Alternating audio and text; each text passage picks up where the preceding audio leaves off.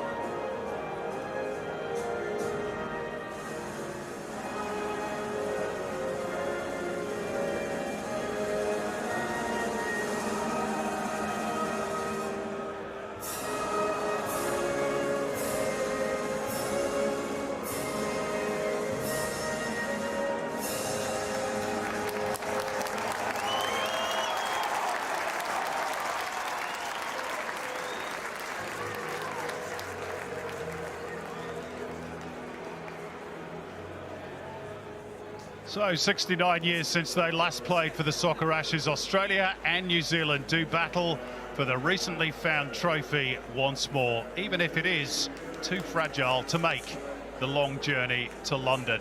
A replica is on hand tonight for the winners, and we will have a winner via penalty kicks if necessary.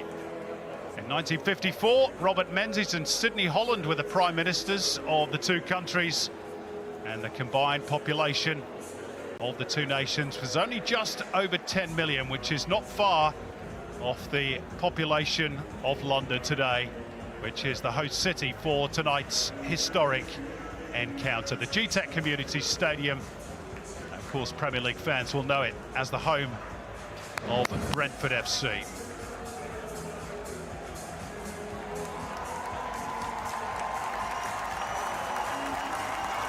So the Soccer Ashes at stake, but while tipping the hat to the past, both nations, of course, have one eye on the future. Australia have World Cup qualifiers and the Asian Cup on the horizon. New Zealand, a World Cup spot to achieve after Oceania was granted a direct place in the expanded tournament in 2026 for the very first time. Stuart Atwell, our referee tonight, the 41-year-old from Nuneaton.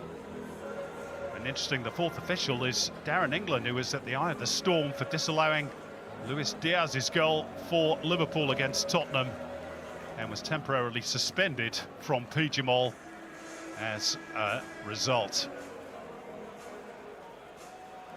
Australia's already won a match at this superb, rather new venue. It was here, of course, you might remember the Matildas defeated England 2-0 in a friendly in April of this year ahead of the FIFA Women's World Cup. The men looking to repeat that tonight, and Graham Arnold makes 5 changes to the side. They were edged out by England. There's a Socceroos debut for Alessandro Ciccati and a first start for Lewis Miller in a reworked defence that also sees Aziz Bayic return at left back. Jordy Boss is included in a more attacking role ahead of Bayic, while Massimo Luongo is back almost 5 years since his last cap, which came at the Asian Cup in 2019.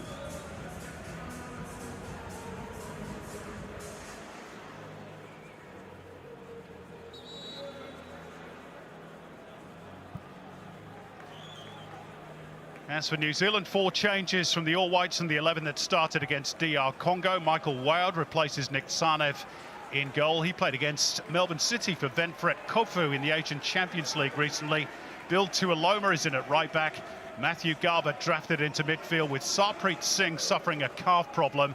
And Alex Grieve comes into the front line. He'll be facing his St Mirren teammate Keanu Bacchus tonight. Chris Woods, the Kiwis' all-time leading goal scorer with 34, is at the point of the attack.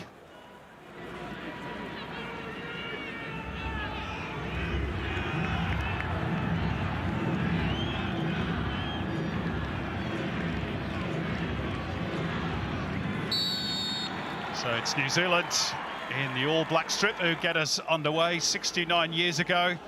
Harry Brophy's Australian team lifted the Soccer Ashes after a 4-1 win over New Zealand in Sydney, giving the Aussies a 2-1 win in the series. Who's going to lift the trophy tonight? Daniel McBreen. Well, good evening and good morning to all our viewers out there.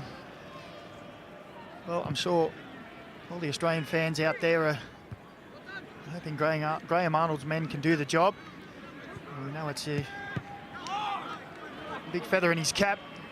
Proud history with Australian football. Graham Arnold loves the history that goes with it. And he's embedded that with his team as well on how important it is to take this trophy tonight. And New Zealand will also know that importance. Graham Arnold, who scored 6 of his 19 international goals against New Zealand as a player. And he won the old Trans-Tasman Trophy that replaced the erstwhile lost Soccer Ashes. As for the All Whites, playing in all black, of course, this evening. Well, they haven't beaten Australia since the 2002 OFC Nations Cup, 7,765 days ago. So it's been quite a while between drinks for Darren Baisley's team. Here's a touch for their goalkeeper, Michael Wilde, who's essentially third choice at his club side in Japan, Venfret Kofu. There is Darren Baisley, back in the country where he was born and played over 500 games for Watford and for Wolves and Walsall before heading to New Zealand to play for the ill-fated New Zealand Knights. And looking to become the first Kiwi coach to win the Soccer Ashes in 100 years. And New Zealand on the attack. And they're trying to find their talisman, Chris Woods, their captain, who will turn the ball back for Elijah Just. Cross blocked, Kakachi has another go. And a chance for Stamanic to try and drill one from long range. The scraps will be picked up by Kakachi, and it needed Harry Souttar's intervention at the near post. And New Zealand have the game's first corner. Well, a good early start from the All Whites. Early pressure, particularly down this left-hand side. Liberato Kakachi with some good balls into the box, putting the Socceroos defence under pressure. It's going to be Callum McCowart, formerly of Wellington Phoenix, to deliver the corner in towards the near post. And they went for the spectacular via Michael Boxall, but Australia scramble it clear, only for the time being. Good strong starts by the Kiwis, and they were looking for a foul there. On Just by Lewis Miller. bringing his brand of muscularity that we remember from the A-League with the Central Coast Mariners to the international arena. Yeah, good to see him. Another young player getting his first cap recently against England. You see here, Michael Boxall, look at that, a little bit spectacular overhead. Not one you'd normally see from a defensive player. Well, particularly as he's yet to score in what is now 45 internationals for his country. That really would have been a back page headline writer. The All Whites have certainly settled the quicker of the two. Australia, of course, Macca, without a win in their last 4 internationals. Now, some of those fixtures have been really tough ones, but even so, it's not a habit they particularly want to have ahead of the World Cup qualifiers and the Asian Cup. No, that's right. We heard Graham Arnold saying that the performances he was happy with. It's just that cutting edge. They really need to find the goals, take those opportunities. Definitely had those opportunities against England just a few days ago. 2 or 3 great opportunities to score a goal, but not taken. Nice turn by Garbett. As New Zealand continue their strong start. McCowart.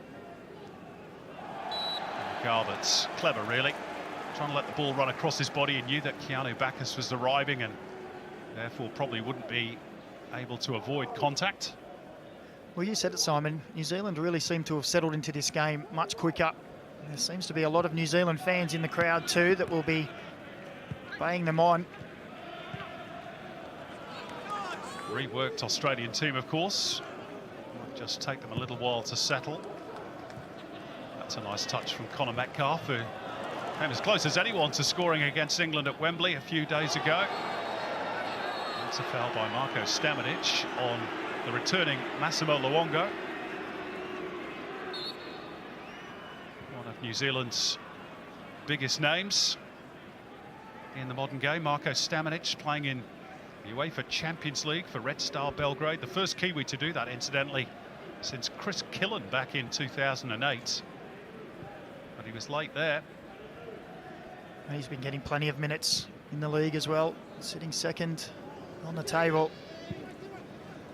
He'll be a little disappointed in that Qatar game that was abandoned. He had scored in that, which would have been his opening international goal. Michael Wilde sets the Kiwis moving forwards with a lovely and accurate release. Sadly, that wasn't matched by Elijah Just, who plays his club football in Denmark for Horsens.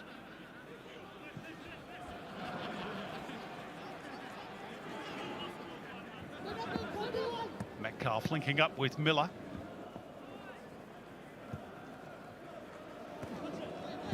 Having a fine campaign with St. Pauli in second tier in Germany, where they are top of that particular competition. His club teammate Jackson Irvine left on the bench tonight. This is Sutar.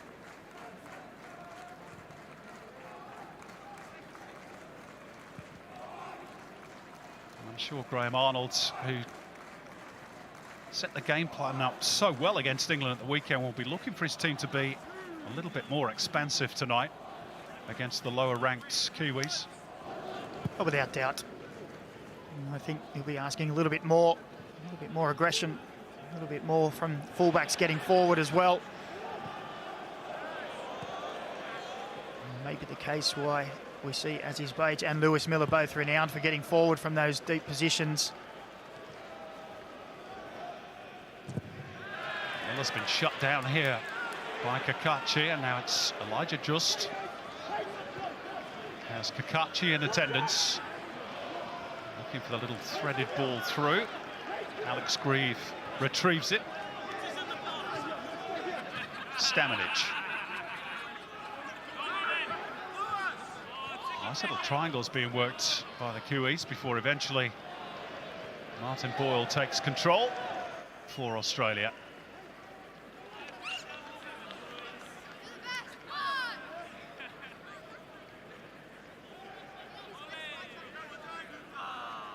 Lewis Miller. Now, of course, has Nick Montgomery, his former Mariners boss, as his club manager at Hibernian.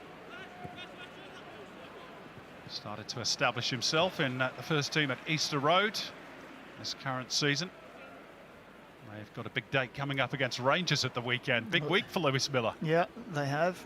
I think Montgomery said he'd be watching this game at the training venue and looking how his players go with one eye on that big match.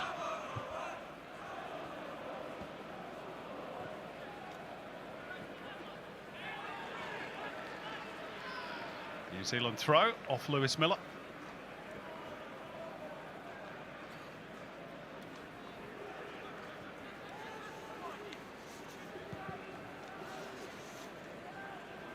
Boxall.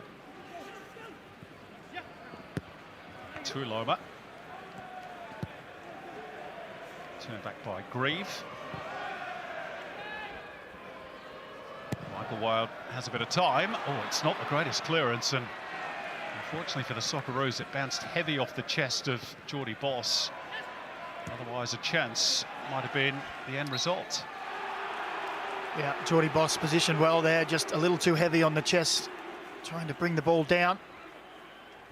It is a feature of the Socceroos game that Graham Arnold said he wants to keep improving on, and that press and putting opposition under pressure, win that ball high up the pitch.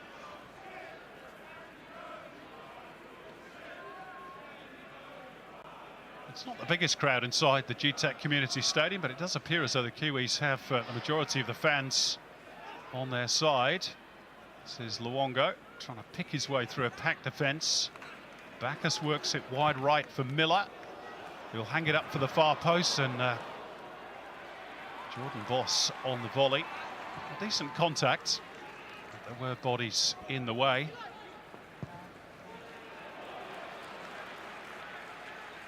And now McCowart for the All Whites. Tuiloma.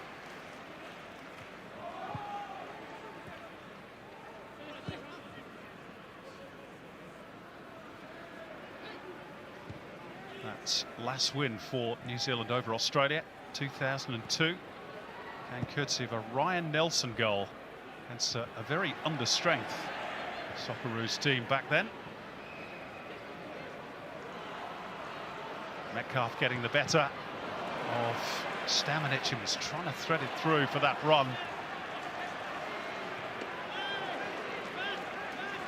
Socceroos will come again. Bajic.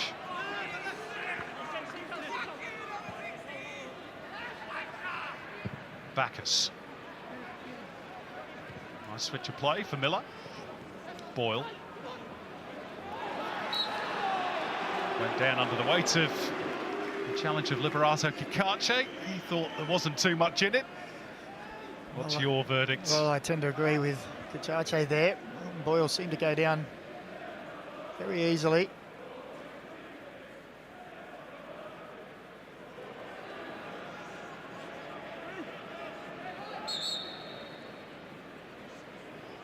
So the chance to throw the likes of Sutar and Chakati forward for the set piece. Jordan Boss to deliver towards that back post area. It's Chris Wood ahead of Bill Tuiloma, who got the clearing header. Oh, that's clever. Luongo inside the box.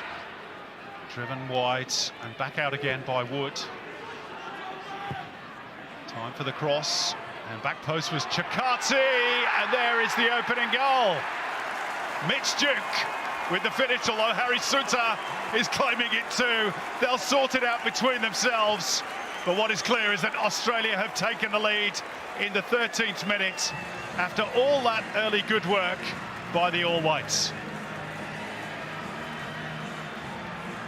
Well, the face of Darren Bazley said it all there, didn't he? Disappointing defensively from New Zealand. You see here, as the ball comes round to the back post, it's a wonderful header back in, and then Mitch Duke just first to react. Plenty of New Zealand bodies around. Harry Suter, Mitch Duke almost getting in each other way, but sorted out wonderfully well.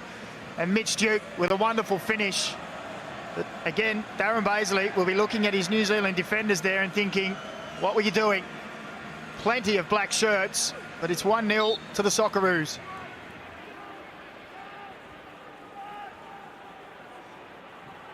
Well, Well, arise the Duke of London.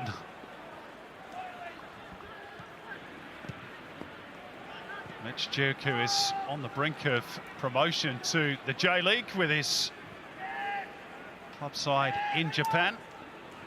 Machida Zelvia now moves into double figures in the international arena with his 10th goal for his country. And Darren Baisley will be very frustrated with that, given the positive start that his side had made. Yeah, indeed. It was a good opening 10 minutes from New Zealand. They looked to settle into the game well. It was really only probably the second ball into the box, and it ends in a Socceroos goal.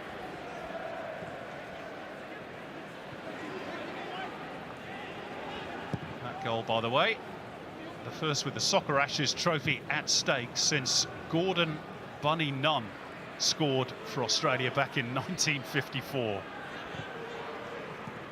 that game that the Australians won by 4-1 in Sydney.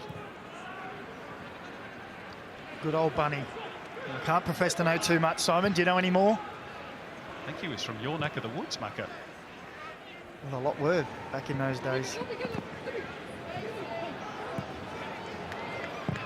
Played 56 times for Australia.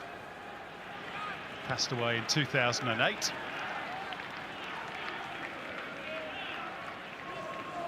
shows just how long that trophy has been lost for. It's quite remarkable that it's been found. The holy grail of the game in Australia, as it was for so many years. And, Mitch Duke has ensured that Australia have just taken a stride towards retaining it.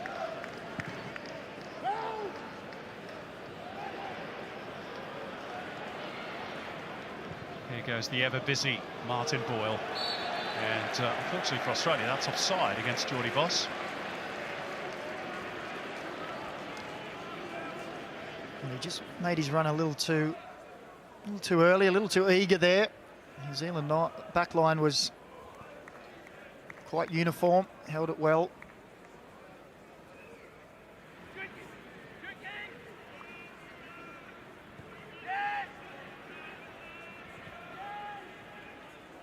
Goals have been pretty rare for Australia in recent internationals.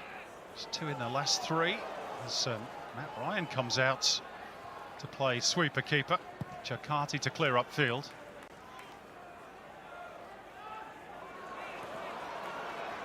Both those goals coming in the 2-2 draw against Mexico. One from a corner, one from Martin Boyle's penalty.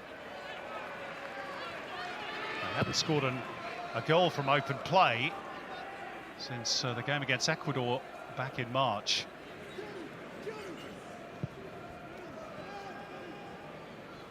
Well, Brendan Barello on that occasion. And it has been spoken about, trying to find that clinical finish in front of goal. And it was put to Graham Arnold.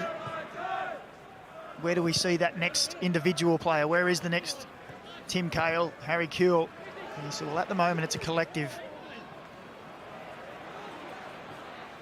Mitch Duke has certainly done well in leading the line. He is the first choice in that position at the moment. Boss turning into traffic. Sorted out by Stamanic for New Zealand.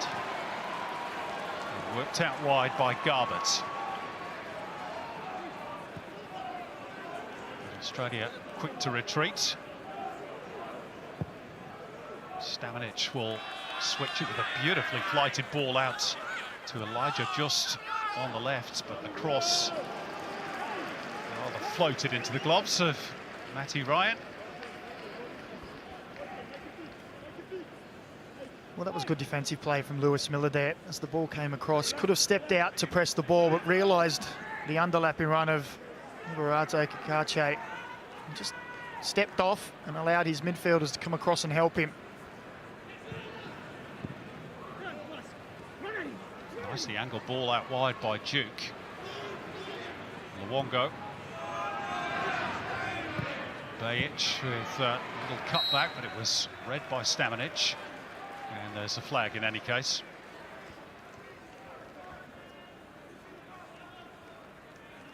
I think Luongo just held on to that ball, just probably maybe one touch too many there. There's plenty of support play. Big few months coming up for Graham Arnold with those World Cup qualifiers. And incidentally, talking of which, as we watch the goal once again, expertly dispatched by Mitch Duke, and credit to Chakati as well, who got up well at the back post. Yeah, he did. Good, strong. Not only to win the header, but to guide it into the area that he knew his teammates will be supporting. Just on those World Cup qualifiers, Bangladesh won through earlier today against the Maldives. They will be part of Australia's group, and they will face Australia at Amy Park in Melbourne on the 16th of November. Tickets still available for that game if you'd like to get along and support the Socceroos as they begin their quest to reach the World Cup in 2026.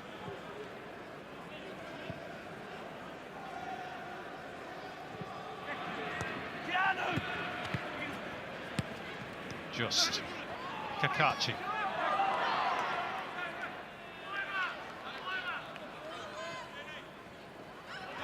Kakachi doggedly trying to stick to his task. Eventually gets pinged for the foul on Miller. Well, that's going to be an interesting battle to develop as the game goes on. Two very strong players, both love to get forward, very aggressive.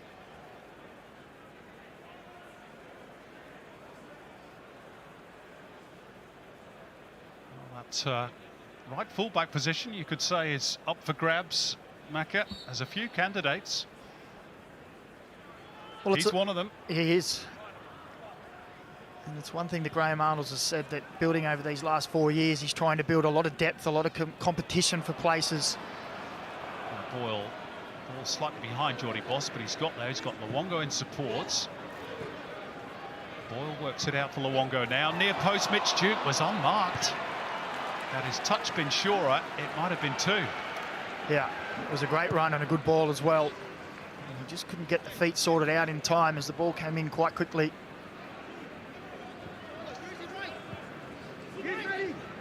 There's Chakati. He's had to wait a while for his debut. Been in a couple of Socceroos squads. Here he is again on the ball, doing really well for Parma in Serie B in Italy. They're top of that league at the moment. And he's got a nickname in Italy of Il Muro, which means the wall, which is not a bad nickname for a central defender. Yeah, you'll take that, wouldn't you, every day of the week.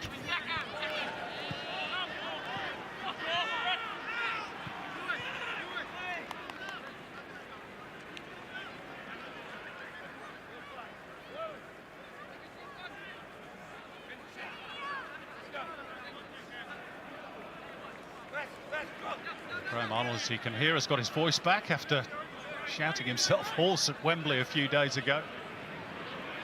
Crowd a bit smaller tonight, of course, which helps in that regard. We've seen plenty of the ball, but can he find the right delivery? Not quite.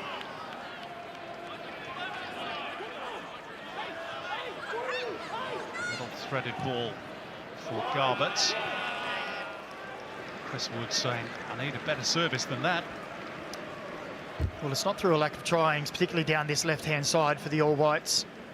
Kakache and Just both getting forward, but Lewis Miller has done enough to put them off on the cross. The delivery hasn't quite been there.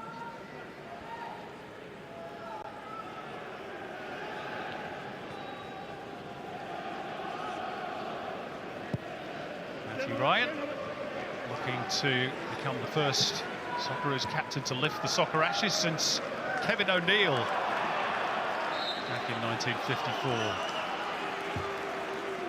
Stamanic penalised.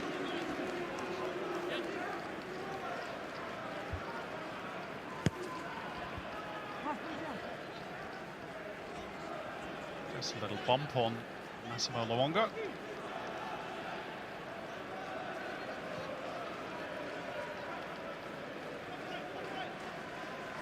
Australia have certainly settled down after that opening flurry from the All Whites. The goal helps, of course. Yeah. was probably the first 5 to 10 minutes was probably a give to New Zealand, and then Australia just started to inch their way in. And as you say, a goal really settles the nerves, and now they can move the ball around, look to disrupt this New Zealand defence. There are some Australian fans inside the stadium as well. Just changing a bit of banter with their New Zealand counterparts. At least I hope it's banter. Ball cut out by Garbutt. Now he's lost it. Australia looking for a foul. Nothing doing. Bacchus, Boyle, Miller. Boyle again. Squared up by Bacchus for Luongo.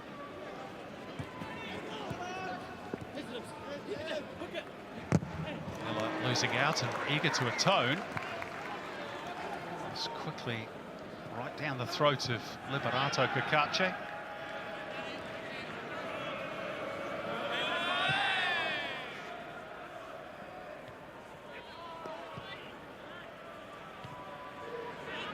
Stamenic. Chested down by Alex Grieve.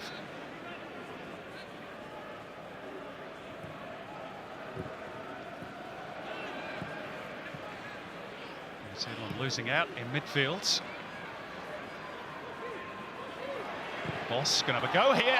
Good save. Michael Wild to deny Jordan Boss his first international goal. Had a bit behind it as well. Well, we've all seen the footage of A-League goals in similar fashion from this man. As he cut inside there, he had one vision, and it was that far top corner. Wild had to stretch. He's looking quite comfortable in that advanced position, isn't he? Coming inside whenever he needs to as well. Well, he's earned the corner, and now he's going to take it. Whipped in towards the near post area, pretty flat. Boyle. Boss going around the outside. That's brilliantly done by Jordan Boss. That's where it breaks down for the Socceroos. Well, he really looked like he had nowhere to go there, Geordie Boss, didn't he? Turned on the accelerators right round the outside of that New Zealand defence and almost got himself into a position to slide that ball across the goal. He's already established himself with his new club in Belgium, Westerlo. Missed the Mexico friendly, of course, in June, due to having his appendix removed.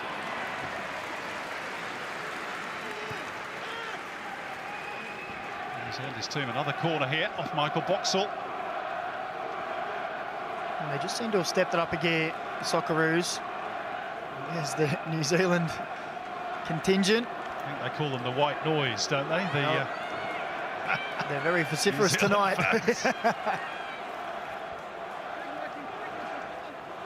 Martin Boyle won't care about that. His team is in the ascendancy. And he delivers the corner towards the near post. It almost fell for Harry Suter. Luongo works it wide again. It's an off-the-ball incident. Mitch Duke going for it.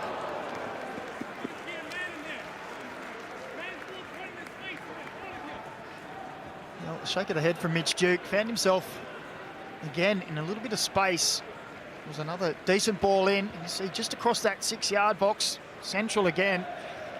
Just couldn't quite get up. And that man will be asking a few questions. How can these Socceroos be finding that space in that area of the pitch?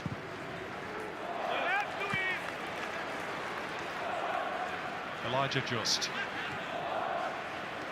Cacace.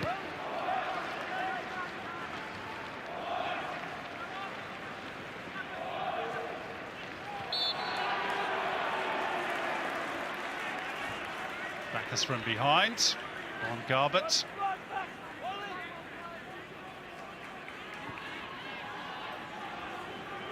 Clear foul there.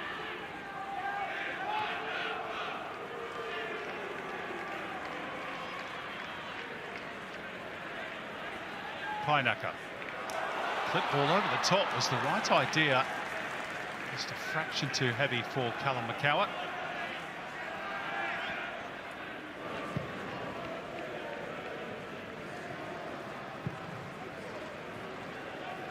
Sense that Australia are now in their rhythm. Miller.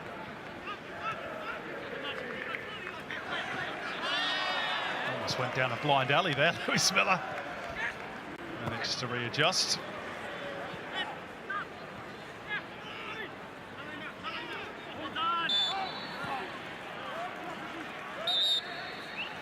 Another free kick for New Zealand.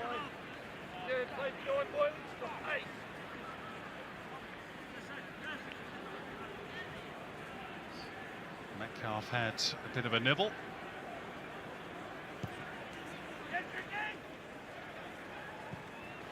This is Boxall. All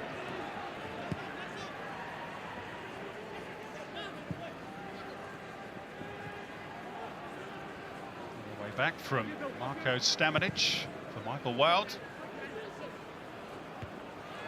Tuiloma's header. Tuiloma again towards Chris Woods, and that's the sort of service that he needs. And Matt Ryan called into action for the first time this evening. Well, it was an awkward one for Matt Ryan, wasn't it?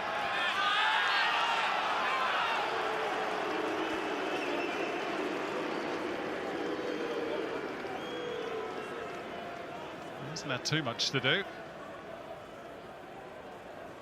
The work by Tuiloma forced the chance. Yeah, it was going wide, but when it first came off the head of Wood, it looked like it was going to be harmless, but it just skipped off the surface a little bit, and Matty Ryan just wanted to make sure.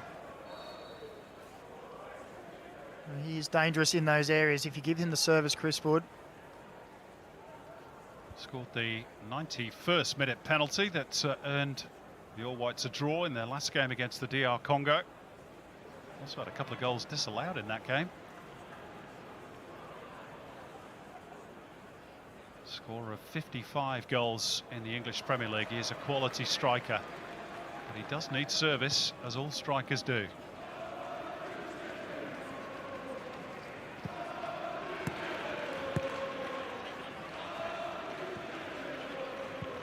Bacchus. Luongo. Metcalf with room and time to turn, and now drive through.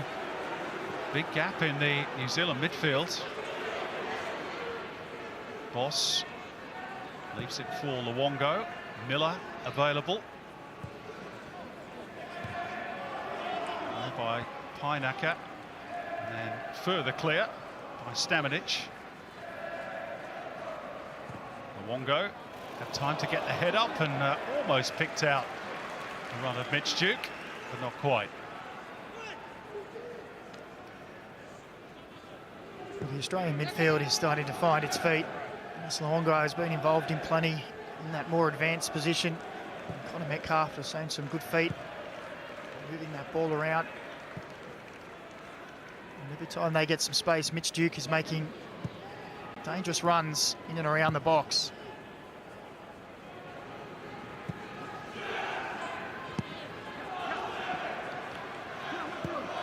Garbutt with Bacchus snapping at his heels. Touched by Grieve, gets the return from Tuiloma. Grieve to drive forwards. There is a foul on Grieve, for which Stuart Atwell now blows the whistle. He did wait for a moment just to see if New Zealand accrued any advantage as they were in possession.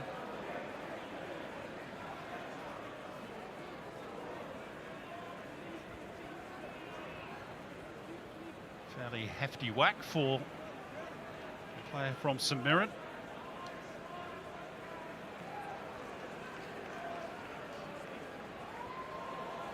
He's given the real hip and shoulder there, isn't he, by Mas Luongo? Bang! It's Bacchus, in fact, his club teammate. Didn't miss him, did he? How you doing, Alex? Little friendly reminder that he's there.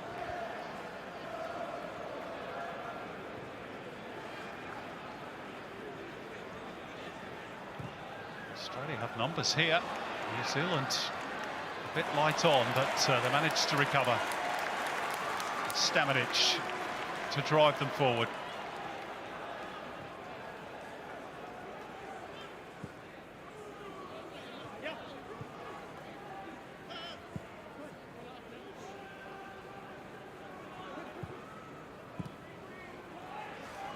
Won't quite break for McCowett. Sutar stepping in. Stamanic sets the All Whites going again.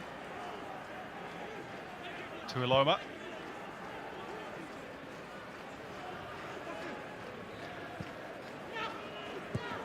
Pity from the New Zealand perspective that Sarpreet Singh is not fit to play tonight. Only just back, of course, from long-term injury.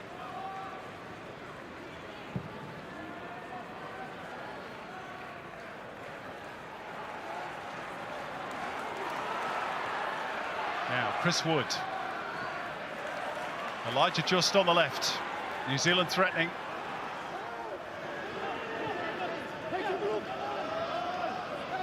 Kakachi.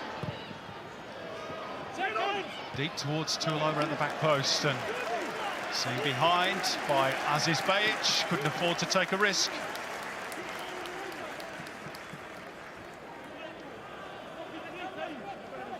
Good play from the All Whites, moving the ball quickly. Up to Chris Wood, bouncing back again, then out into the wide areas.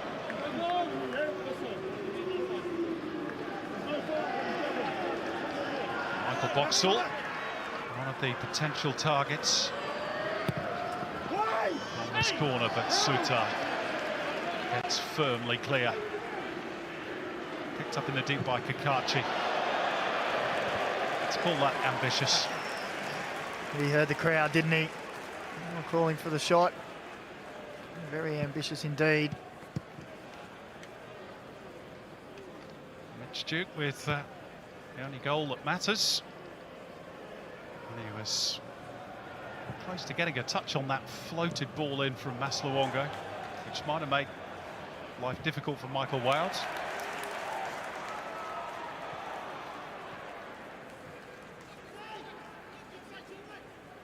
Chakati. Duke. Boyle waiting in the box. He's the only one there at the moment. And there he is to finish. But he has a little look around the corner, which was perhaps a giveaway. That instinctively he knew he was offside. And so it proved. Well, Stamanic was calling for the offside on the original ball out wide there, but his teammates had dropped, and you can see there Boyle just goes a little too early, and I think he knew it was a good ball in, nice finish, but half a yard to a yard in the offside position. The Socceroos are finding a lot of possession in between the New Zealand defence and midfield, and particularly on that left-hand side as well, the Socceroos left-hand side. They're getting a lot of joy.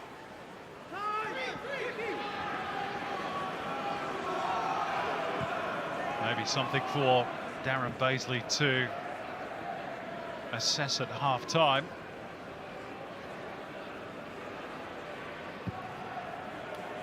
Much shallower bench, the Kiwis, than the Australians. Here's Grieve. And they force another corner. They've had a few of these.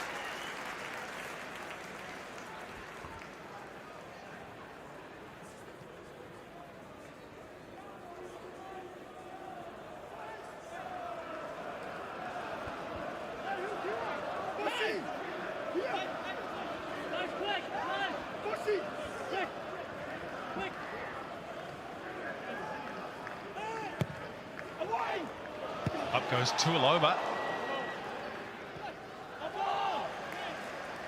Good defending by Massimo Luongo, who's someone we've not really mentioned his re-emergence into the national team. That's a foul and a free kick for Australia. But almost 5 years out of the Socceroos equation, and now back in, and with a chance perhaps to make Graham Arnold's Asian Cup squad. Well, he's getting regular minutes at Ipswich Town, his club, which is sitting second in the championship in England, which is a very, very tough competition. And if you're performing at that stage, They're always going to be in the national team plans. And he's not doing himself any harm with his performance tonight.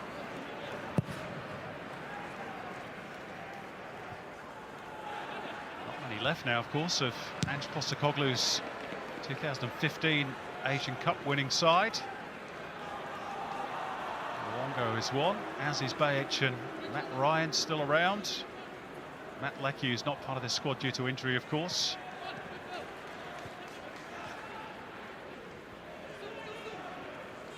Football changes so quickly. Stamenic crowded out on that far touchline. Sutar.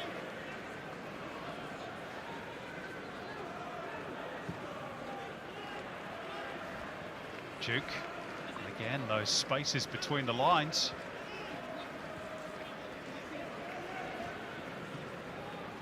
Chakati. It's a beautiful ball over the top for Lewis Miller. Cross cut out by Heineke. He will clear his lines here.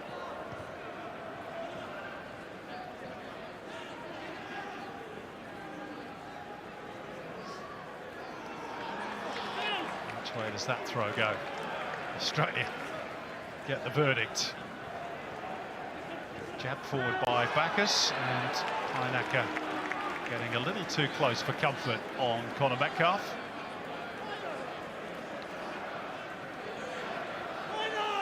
Plays for Sligo Rovers in Ireland.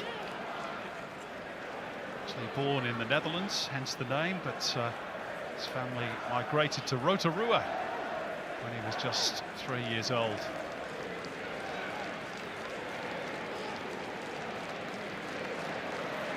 Michael Wild, another one of Dutch origins. And both are on red alert for the latest Socceroos free kick, which Jordy Boss delivers. Too flat.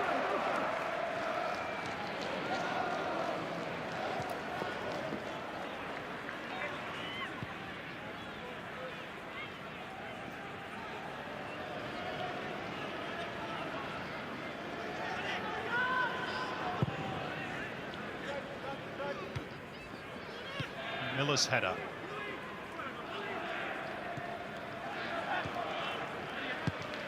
That's it, back off Bacchus. Flipped forward by Ryan. And a bit clumsy from Miller. I guess his physicality and the way he plays the game means he's always going to cough up a few fouls here and there. Yeah, he just got his positioning wrong on that one, didn't he? He's got caught on the outside, forced into the foul. Kakachi.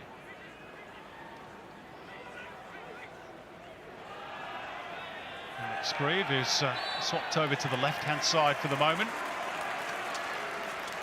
Earns his team a free kick.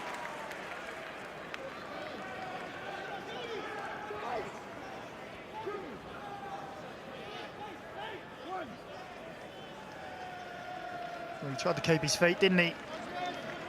There's just too much contact.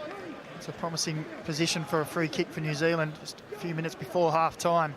They haven't scored against Australia in any of their last 4 meetings. The All Whites. See if they can put that right here. Callum McCow with the delivery. It's way too deep. Way too deep. Yeah, it's disappointing. Plenty of bodies forward on that occasion. Big, strong player in Chris Wood there as well. Disappointment for Darren Baisley, who took over from Danny Hay. Strangely enough, the man who actually helped bring him to New Zealand, they played together at Walsall. He recommended him to the New Zealand Knights.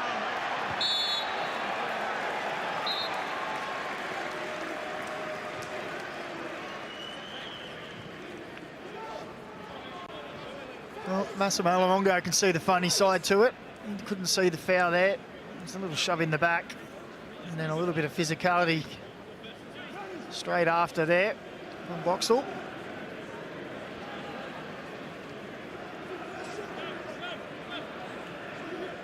Yes, Ipswich Town team doing very well.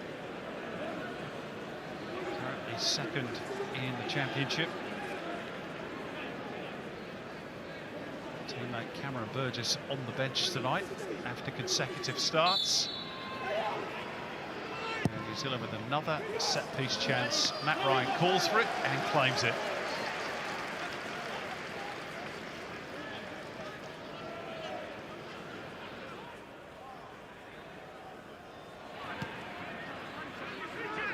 Bacchus. Chakati. And Bajic.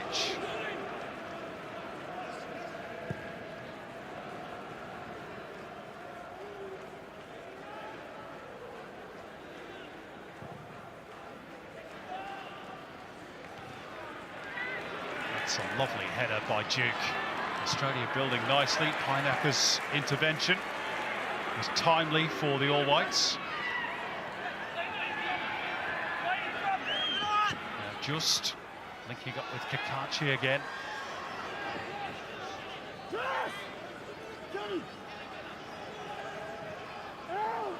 that's careless from Libby Kakachi. And after that early promise, New Zealand really just haven't been able to build on that positive start. No, we've seen glimpses down this left-hand side as we go to half-time. And Mitch Duke has the goal that separates them, unless it's going to be credited to Harry Suter. Maybe he got a touch, maybe he didn't. They can sort it out between themselves. Geordie Boss forced Michael Wout into one. Really good save at the other end. Chris Wood with the Kiwis' only real opportunity. Half-time then at the GTEC Community Stadium. Australia 1, New Zealand 0.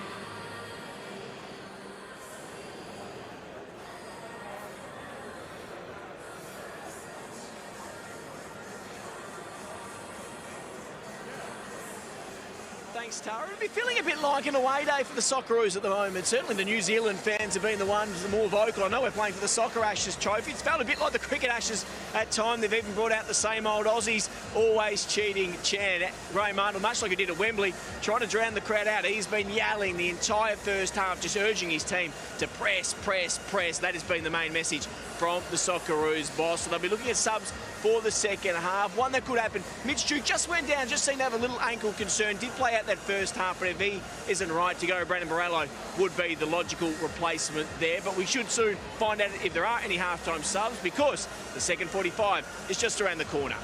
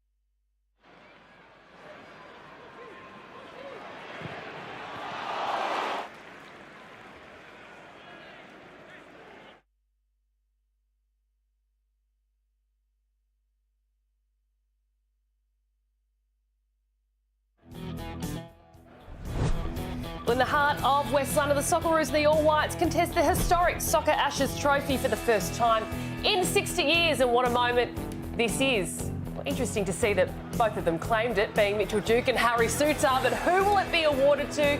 That one putting the Socceroos in the lead 1-0 against New Zealand. A very good morning to you and welcome back to Luke Wilkshire and Alex Brosk as well. We saw the moment right there. It was great that the Socceroos got the early goal.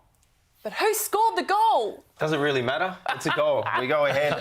Look, it's a good, you could say, finish from Mitchell Duke, but Harry Souttar probably claiming that one coming off his chest. It's probably one of his better finishes, Broski. Well, yeah, like all good goal scorers in the right position there to take the easy chest and goal. But look, it was a great set piece, delivery, ball across goal there, and these two arguing about who actually got it. But I feel for Duke because he made a good run into that area to get himself in position, and it was a good finish. So I mean, it would have gone in regardless. But yeah, good play, and it was probably against the runner play as well, given how the game started. But good to get that goal we spoke so much about, and yeah, just haven't really built on that. It has been awarded to Harry Souttar. It came off him. Apparently, he did have the last touch, but you can see how dangerous the big boppers in the box can be, right? I think, again, it just shows the threat that we have in the box. We saw the ball in from Miller, the knockdown from Ciccardi, and we are a threat on set pieces and balls in the box. You're looking at the match stats there. Well, it is New Zealand that is shading possession there. Shots, New Zealand 6-5. And I guess we speak about in that game to England, that final third and the cut and thrust, Broski. That's what we need. But the Kiwis haven't shown too much in that area themselves. No, they haven't. They've moved the ball around quite well, but getting into that front third, they haven't shown much. I think that's down more probably to tactically how good we've been set up and how we have been in the last few games. That tactical discipline Arnie's got these boys playing with, doesn't really allow for much from the opposition. So I think they're just looking for hopeful balls into the box, into Wood. They're trying to get something, but it just hasn't worked. So there were 5 changes made tonight compared to their last match a couple of days ago v England. So looking at this second half, the Subway subs, who's coming on and what difference will they make? Oh, well, look, the way their game's gone, we're very comfortable. You'd expect him to make some changes. Someone like Bull, I think we might see Sammy Silvera, who can come on and inject a bit of creativity as well there, and to give Bull a little bit of rest leading into the weekend. Also, you'd expect to see Borello at some point for Mitch Duke, who's obviously led the line the last couple of games. Yeah, he has. And look, for me, I'd like to see a couple of the youngsters get on. Moture, he was get some more game time for him. He's an exciting young winger we want to see more of. And Paddy Yazbek in midfield as well. He's been doing great. So to see him get some minutes would be good as well. Let's see who gets some moments in their legs at Brentwood's home ground. We are off to a short break. More coming up, second half between the Socceroos and the All Whites on the other side. And don't forget, the Matildas, they are back in action. They're qualifying for the Olympics live on Network 10. Looking for an option. On the right foot! Razzo! Top corner! Here she is hitting that! She has been fired up for this one. What a strike! It's wonderful! The comeback for Fowler, beautifully done! It's there for Kerr! And she's fired the Matildas in front.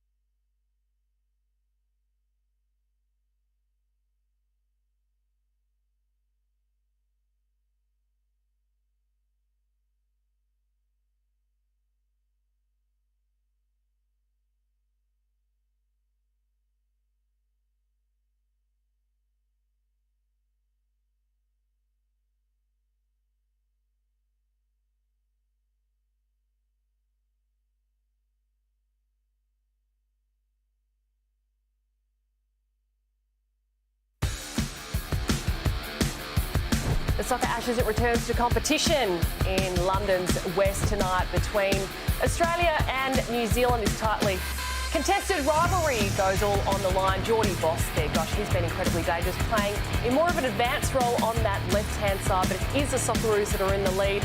Thanks to Harry Sutar. It came off his chest, or was it Mitchell Duke, but it has been awarded to Harry Sutar. We are hearing that there is a change coming into the second half, and that being Ryan Strain coming on in right back at that right back position for Lewis Miller. But let's head out to Tim Morgan now, who's at GTEC Community Stadium for an update. Timmy. Thanks, Tara. It'll be feeling a bit like an away day for the Socceroos at the moment. Certainly the New Zealand fans have been the ones more vocal. I know we're playing for the Soccer Ashes trophy. It's felt a bit like the Cricket Ashes at times. They've even brought out the same old Aussies, always cheating chant. Graham Arnold, much like he did at Wembley, trying to drown the crowd out. He's been yelling the entire first half, just urging his team to press, press, press. That has been the main message from the Socceroos boss. So they'll be looking at subs for the second half. One that could happen. Mitch Duke just went down, just seemed to have a little ankle concern. Did play out that first half, but if he isn't right to go, Brandon Barello would be the logical replacement there. But we should soon find out if there are any halftime subs, because the second 45 is just around the corner.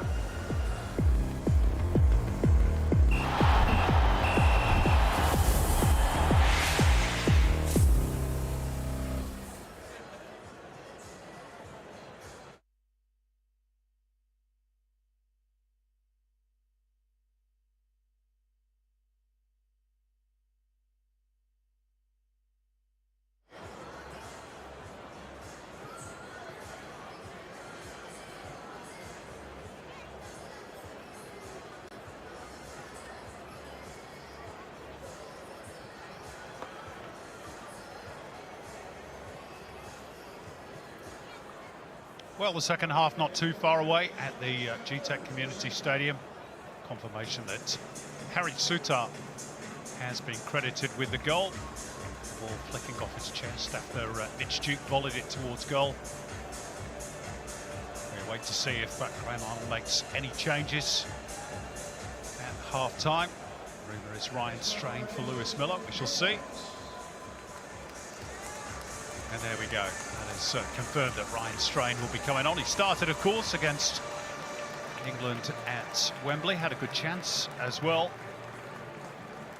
In fact, most of Australia's good chances came to players that perhaps you didn't want in those positions. He's about to make his fourth appearance for his country.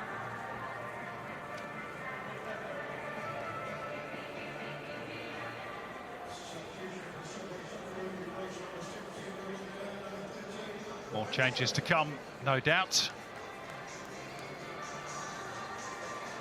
So Australia leading by 1-0, which was the scoreline, incidentally, when they last met in London back in 2005. Australia winning thanks to a Simon Colosimo goal late on.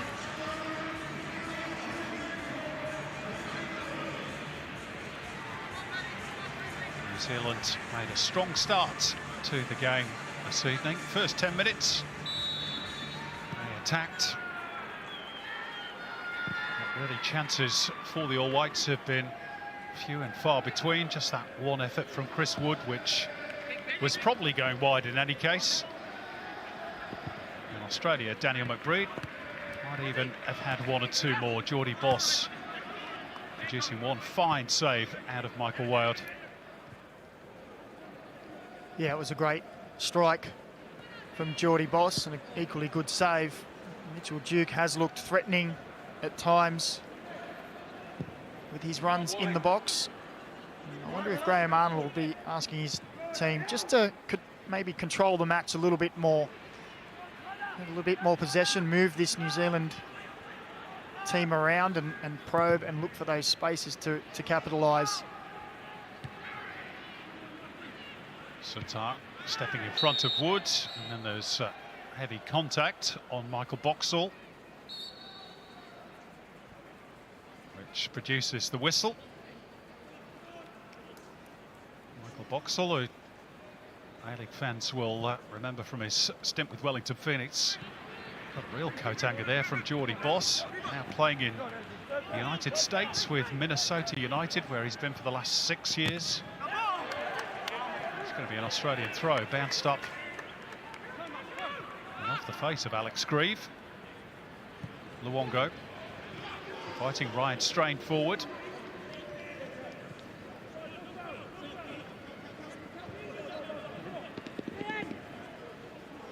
This Australia's 17th international, all told, in the City of London.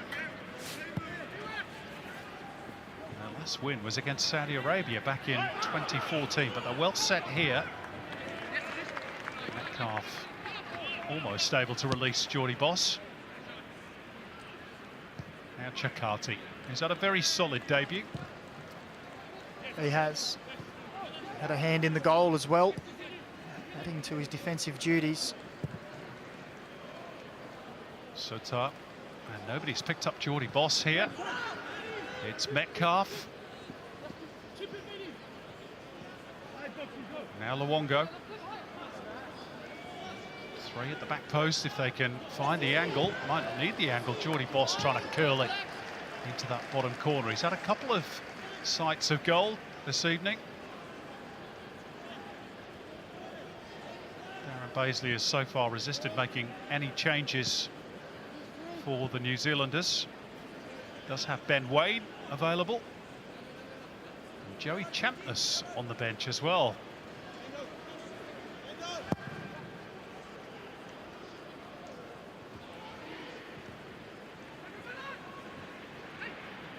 Not sure if he's completely put the rap music to bed. I know it's your scene, Macca, you'll be able to tell us. I wouldn't say it's my scene, far from it. I'm probably giving away my years and saying that it's not my scene, but good to see him still around the football traps and at the international level as well. Mitch Duke careering into Callum McCowett.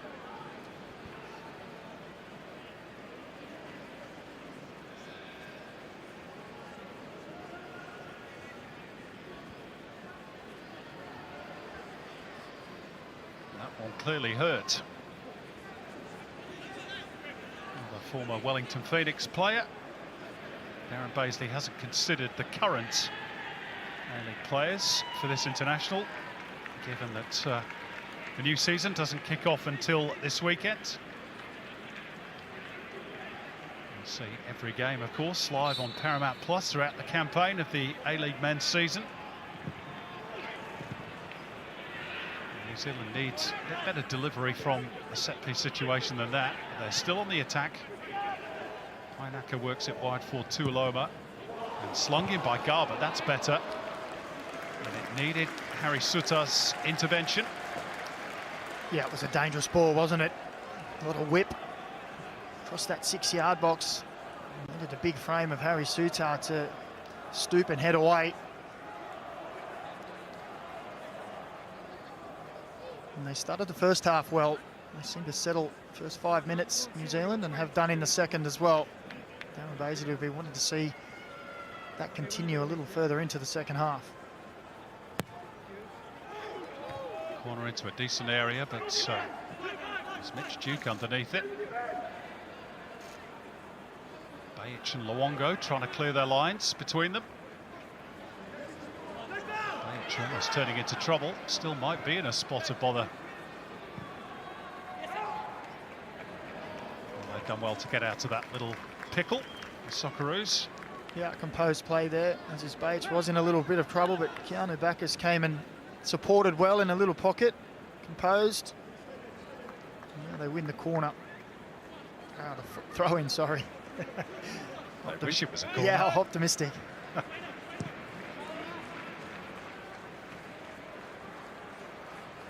Nodded on by Strain.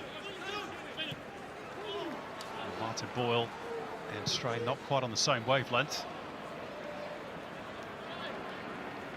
Ryan out together. A quick release for Boss. Held up by Tuiloma. Luongo will steal it. Has Mitch Duke on the left. Two-way to the middle. A little back flick by Martin Boyle. He was expecting Metcalf to read that. Well, it was a decent ball in from Mitch Duke, but Boyle had gone a little too far past the front post, which created the difficult angle. Cross slung in towards the near post. Pinaka was there for New Zealand. Brought down by Boyle. Strain. Metcalf. And Sutar.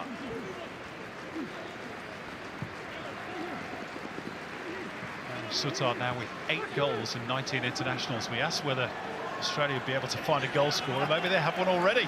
It's their central defender. There's Boyle, now Strain. And Pinaka at the near post, out for a throw.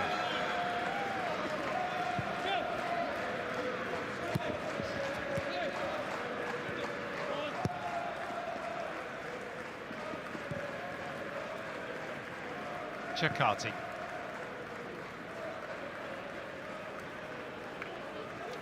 Luongo.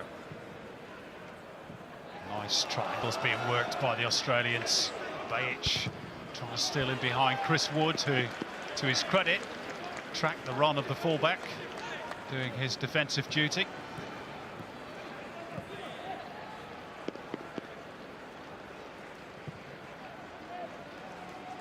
Slung cross field by Chakati. Luongo. Lovely football. Beautiful touch by Mitch Duke. And they're in here. Connor Metcalf. Fine save by Wild. And it'll be a corner for the Australians. It might have been more, but that was a move that was very, very easy on the eye. Yeah, nice plays from the Socceroos. Luongo in those areas around the outside of the box where he's been getting a lot of joy.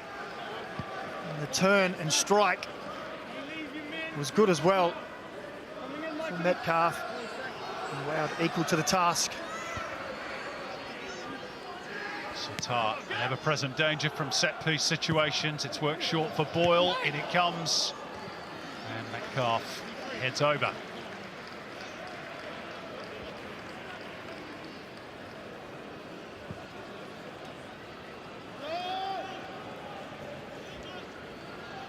He scored for his club side of the weekend. Last weekend, that is. St. Pauli against Nuremberg in a 5-1 win. A couple of chances within the space of a few seconds for Connor Metcalf. Sadly for Australia, not able to take either.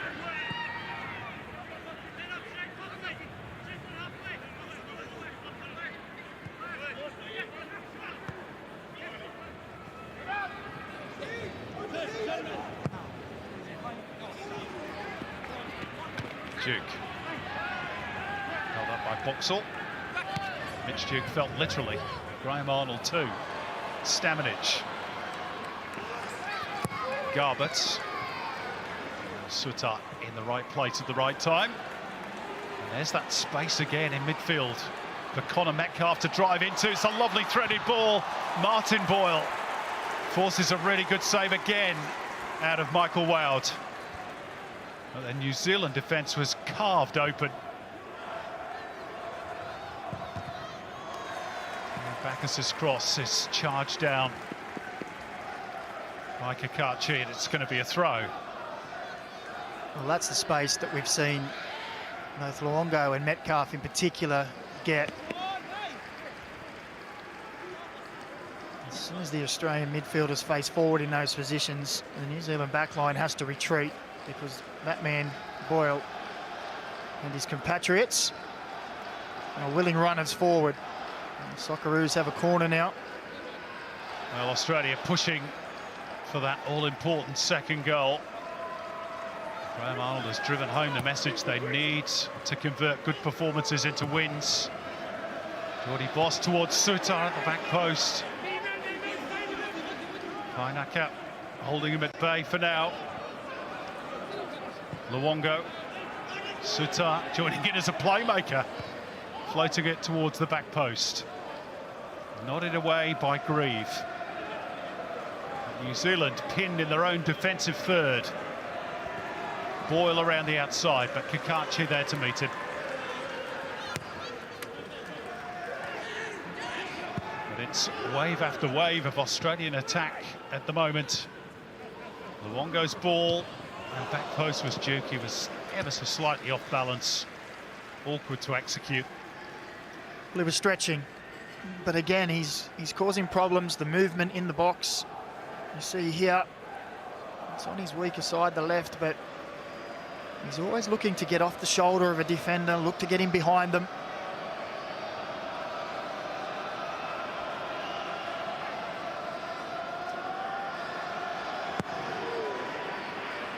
Australia have now had 8 shots, 3 of those on target. Well, in fact, let's update that for you. 10 and 4. New Zealand yet to test Matt Ryan. Here's Geordie Boss.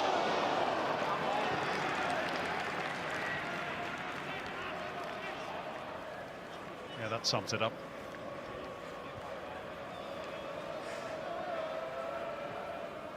Well, good driving run again, Geordie Boss. He's played well tonight. You see, it's a difficult one for Mitch Duke. Slightly behind him. Yeah, slightly behind him, trying to contort the body. That would have been a miraculous finish if he could have done it from there. Pinacker's presence probably did a bit to put him off as well. Nice control by Boyle, and he gets away from it. McCallum jabs it forward. Grieve on the move on the left. Chris Woods in front of him, but he's offside. The all-white skipper.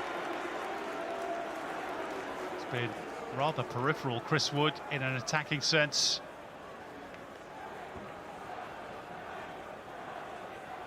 It's marginal, but probably offside by a toe. Yeah, fractionally. Just looked a little frustrated, didn't he, on the close-up there. Can be difficult as a 9 when you're not getting much service, not many touches on the ball, to stay alert and positive.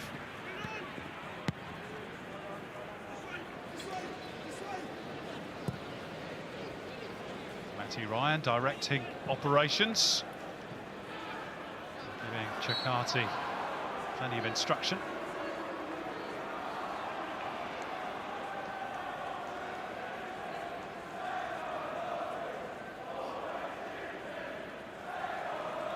Garbutt hurt.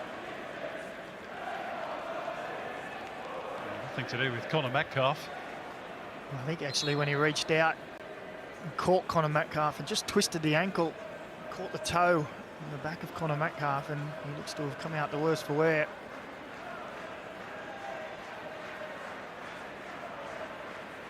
Garbutt, who's with NAC Breda in the Netherlands. That's Graham Arnold's old club as well, isn't it?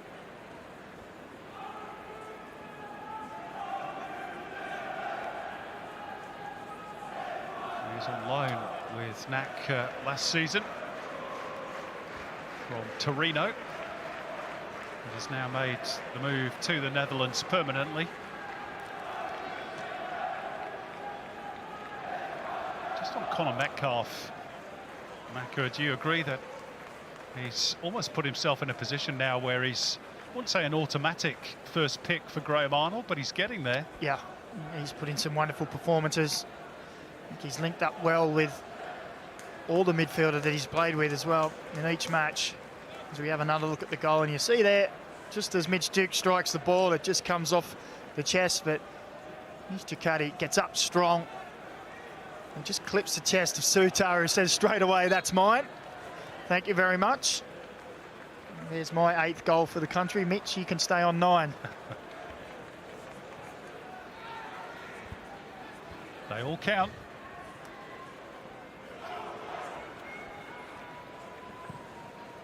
Garbutt back up and about. There's that little pocket of space again. Australia have exploited so well this evening. Boss to tee up Luongo. Boss again. Australia again buzzing around the New Zealand penalty area. Bajic working those little angles. Luongo. Bacchus out for strain.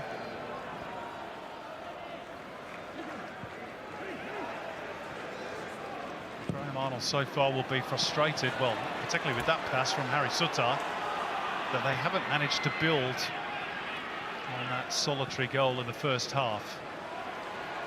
New Zealand looking to fashion something here. Kakachi. Sutar atones for his error.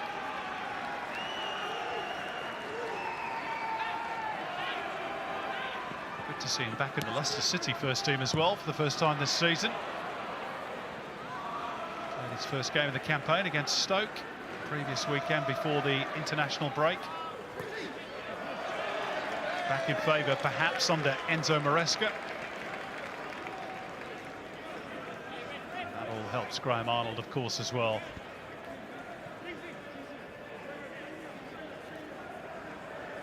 Well, Graham Arnold has stated on many of occasions that he wants to pick players who are getting plenty of game time and plenty of minutes at their club.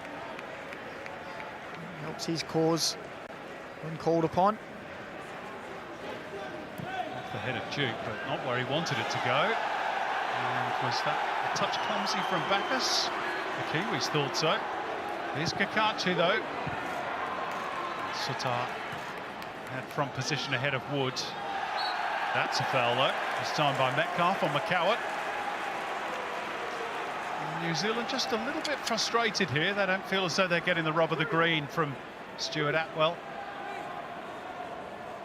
Let's see if they're right on this occasion. Yeah, there's a little bit of contact there. Yeah, there's a foul there, definitely. It was the one before they were all a bit dismayed with. And that man, Graham Arnold, will be thinking, 1-0 up, we should be really controlling the match, and we're allowing New Zealand a little bit of confidence. And this is a really good chance. Matty Ryan's got to get that wall set up absolutely perfectly. Well within range. Geordie Boss was going to play the draft excluder, but he's been told not to bother.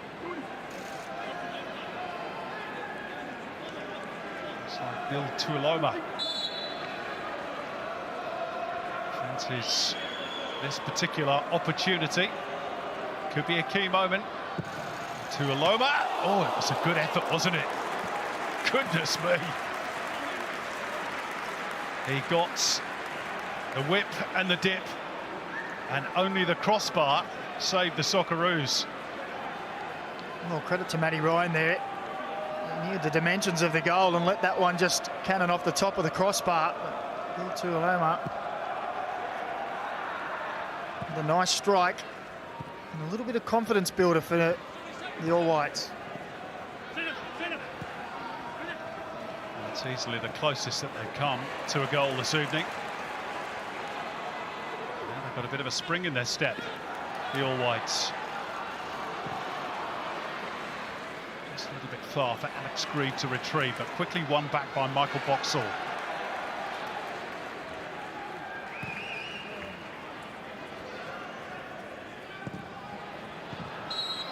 They are desperate to get back on level terms. They've popped up another foul here. In terms of the Soccer Ashes, which is the trophy they're playing for tonight, they've not won it since 1923, the first year of its existence, under the captaincy of George Campbell. Meantime, Australia going to make a triple change here. Jackson Irvine, Craig Goodwin and Brandon Borrello all about to enter the fray. Mitch Duke, Geordie Boss to take their leave, plus one other. Brandon Borrello is on. And Massimo Luongo's return to international football lasts 65 minutes. What have you made of his return, Macca? I thought he had a great game tonight. He found plenty of space in the midfield. It's a constant thorn in the New Zealand side in between defence and midfield, particularly combining well down the left. He's a really good link man, isn't he, Mas Luongo?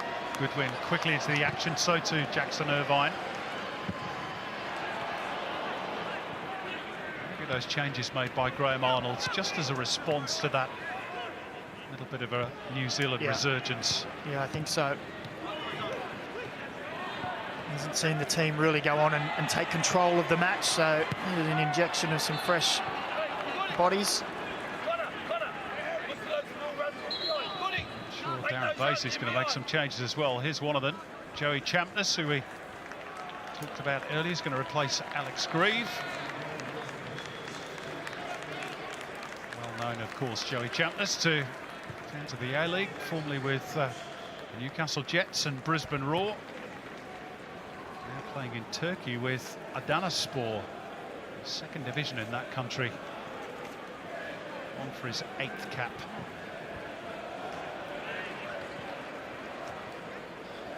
Bajic. Goodwin cutting inside. Craig Goodwin. Good block by Pinecker. And on the follow-up, Ryan Strain puts it well wide. Well, Craig Goodwin's been in some fine form since his move to Saudi Arabia. Cuts inside there. And again, Ryan Strain, as he did against England, in a good position.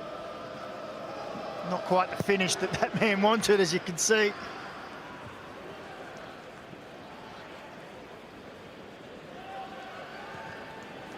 Confirmation of those changes for the Socceroos. It's just to try and restore a little bit of order. They had a good 5 or 10 minutes, New Zealand, culminating in that free kick from Bill Tuiloma that struck the crossbar. Chikati had his pocket picked, but he's been helped out by his teammates. Virtually the first time that's happened tonight. Chikati's looked very comfortable in possession. He has, just a little too much there under pressure. Needed Jackson Irvine to step in and help him out.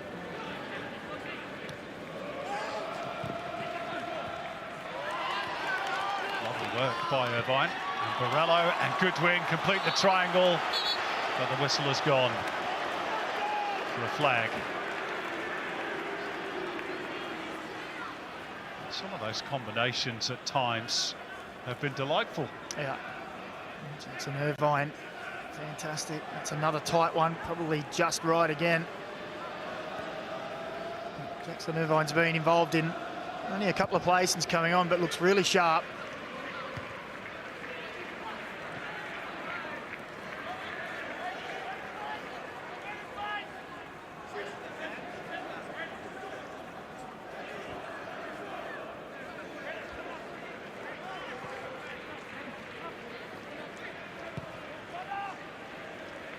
Approaching the last 20 minutes in London.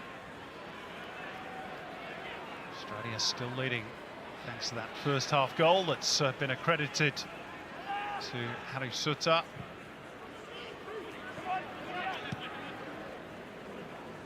Soccer Ashes not yet won. Here's Champness. Tuiloma. Straight up Matty Ryan.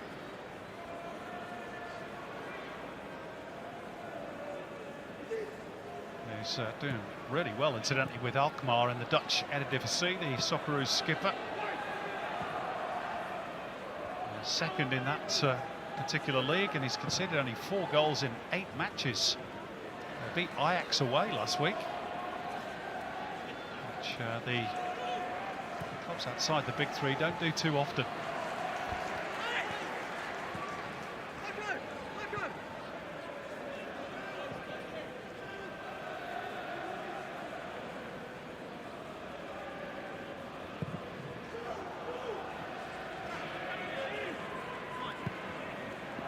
Goodwin. Came with Jackson Irvine pretty quickly. Garbutt. It's well defended by Goodwin. Bajic. Lost his footing. Lost the ball. And the appeal for the free kick as well.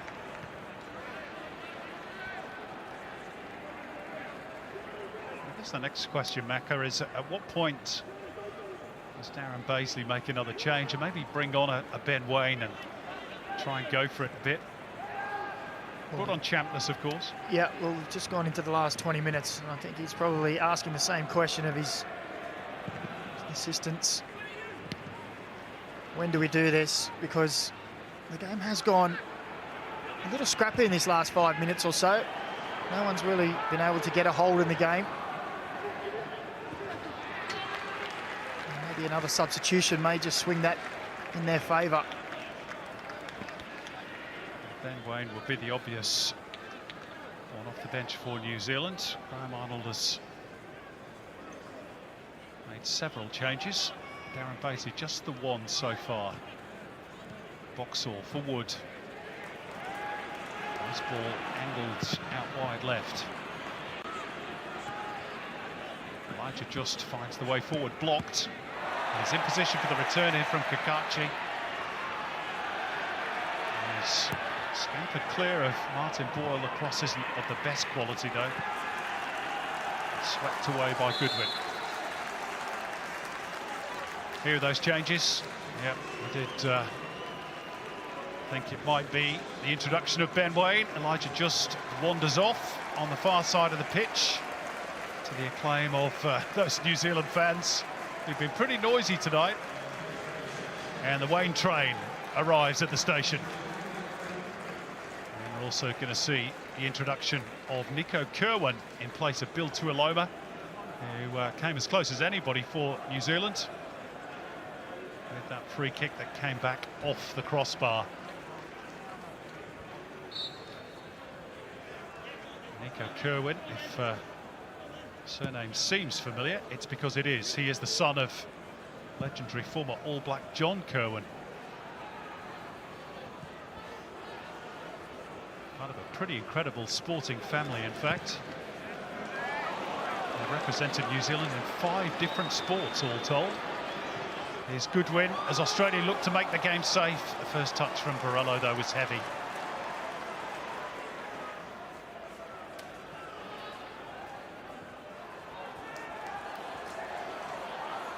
And it's Kakache for the All Whites.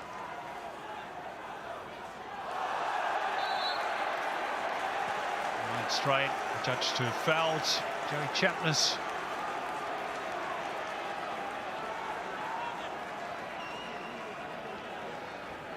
Another chance for the Kiwis.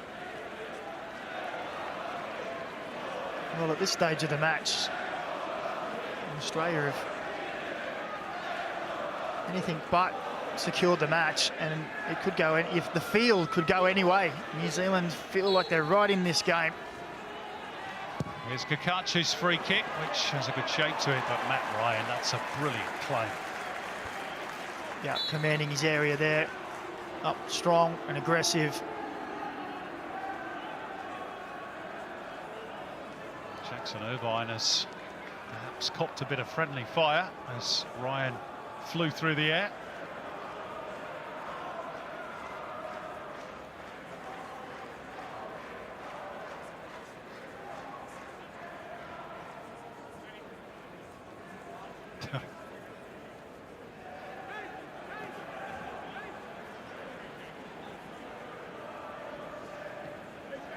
Brilliant outfits, aren't they?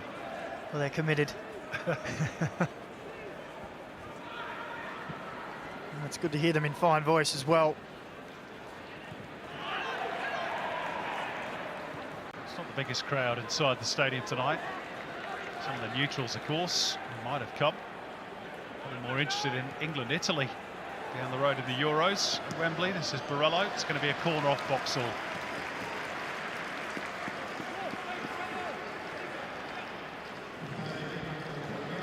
Well, he's looked lively since coming on as well, Brandon Borrello.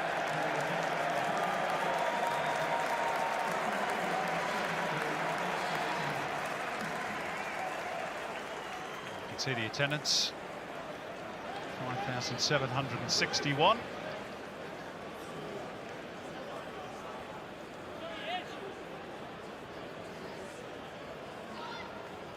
They're about to watch Martin Boyle's corner, which goes towards the back post, and it's nodded in. And Jackson Irvine has perhaps made the Soccer Ashes safe for the Socceroos as he gives Australia a 2-goal cushion.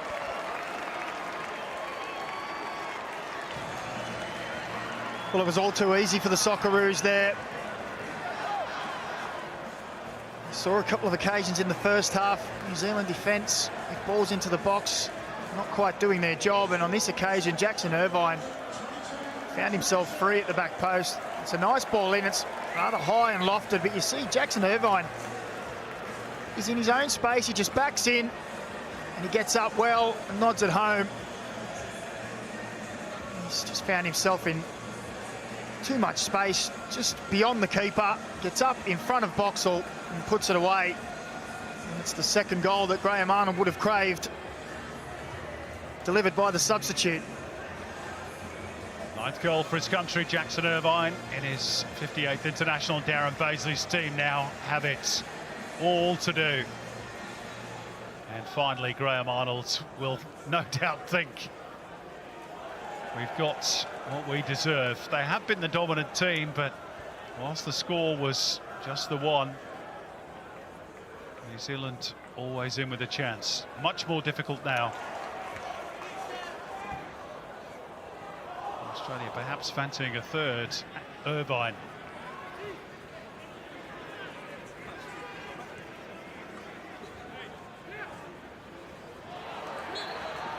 It's a free kick.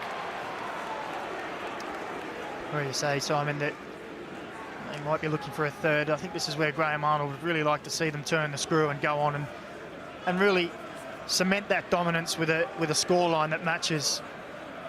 They've dominated across the board. Possession, shots. They need to turn that onto the scoreboard, which he had spoken about in recent matches.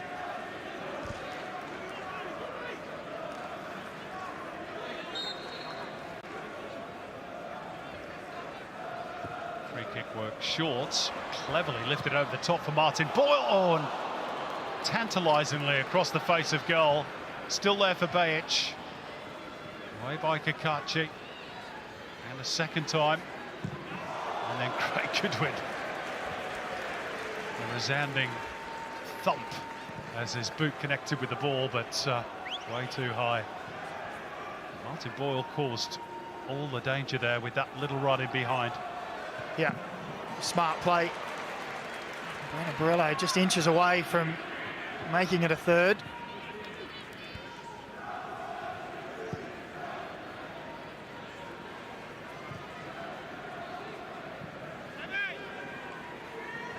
Bajic. Look at the room here again for Goodwin. It's been a real feature of the game.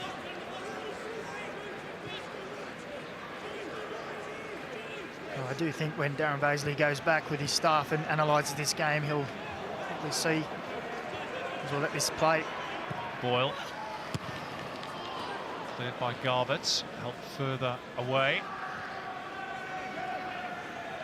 I was just saying that I think New Zealand staff will look through this and that when they analyse it and say that they've probably given Australia too much space in that midfield area behind their own midfield. We saw Luongo and Metcalf particularly in the first half, and we see Goodwin and Geordie Boss as well coming inside into those areas and really getting a lot of space on the ball. New Zealand's next internationals, a couple of friendlies in the November window. Both away to Greece and then Ireland. The next competitive game still some way off, with the Oceania Nations Cup to come in 2024, plus the World Cup qualifiers later on in the year. It is one of the problems for them, and one of the reasons, of course, why Australia wanted to get out of Oceania. More changes here for the New Zealanders. We're going to see Max Mata at the expense of Chris Wood, and a second cap for Tyler Bindon. He'll replace Michael Boxall, younger defender, who plays for Reading.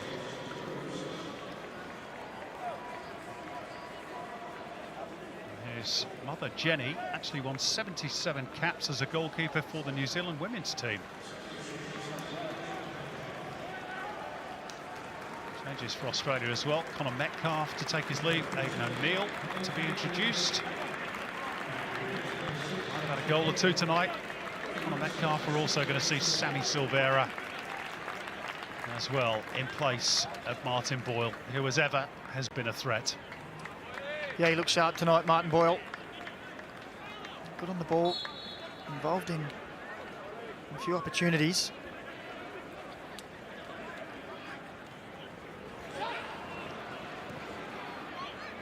Coward's trying to drive his way through.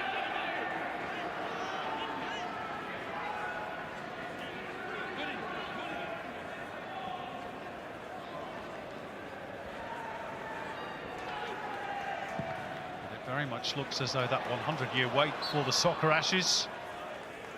As Borello is flagged offside, he's going to go on a while longer for New Zealand.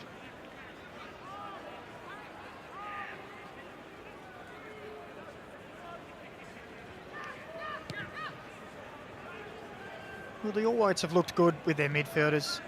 Stamenic, juiced early on the left. They just haven't really had any punch going forward, have they? Move into the 83rd minute now and still without a shot on target. Haven't really troubled Matt Ryan. Just that one moment of alarm when Bill Tuiloma's free kick struck the bar. But even then, Matthew Ryan, you fancy, had the angles covered. Yeah, he let that one go, didn't he? Knew it was flying high. And they fashioned something here. McCowart trying to square it up. They're queuing up here, the Kiwis, and eventually it's slid wide by Garbett. Disappointing end to a promising move. Well, you can't deny the intent. 7 New Zealand players up and in and around the box. And the finish from Garbett at the end, less than desired.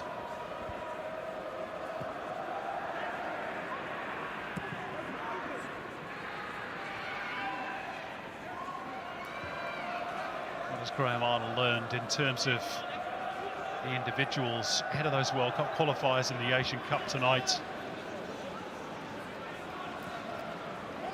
Well, again, it's about building that depth, isn't it? Young players. There's 14 players in this squad with 10 caps or less, so it gets another look at those players, see how they can handle competition at this level, as well as some silverware on the line, not just, you know, a friendly. I know these days you say that friendlies aren't friendly anymore and they're all seen as competition and strong games, but there is something on the line here. Goodwin has got clear of his marker, at least briefly. Carries it infield, Irvine, they're queuing up here, across the face, oh, surely no. Brandon Borello, it seemed more difficult to miss. An open goal, and they've put it wide, Australia. Well, it was sensational build-up play from the Socceroos, from one side to the other, and Brandon Borello's eyes must have lit up. And he's just inexplicably knocked it wide, and he can't believe it. Join the rest of us. 13 goals in the A-League men's competition last season, Brandon Borello for Western Sydney Wanderers. 3 and 3 in the Australia Cup. A gilt-edged chance to put the cherry on top for Graham Arnold's team.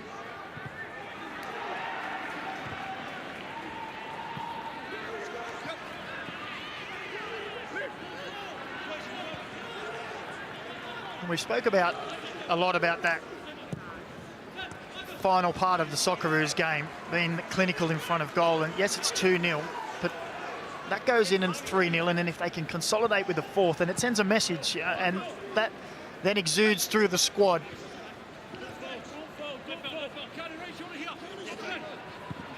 Champness trying to get through for McCowart. He's forced to turn back towards halfway. Stamenic, Kerwin. Now Ben Wade on the right to sling the cross in. Ryan Stray. I was about to say coolly done, but I'm not 100% convinced it was. Well, I think that ball dipped on him at the last moment. He had to make a quick adjustment. As the Kiwis on the field. The Kiwis come flying in.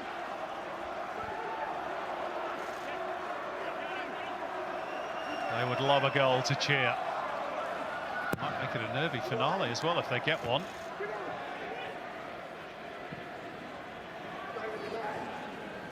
Australia looking to break forward, as is Bajic. Brandon Borello just threw the head back there. He knew he wasn't going to get there. Yeah, it was probably played a little too early for him. He was just need a little bit more time to make his way up the field.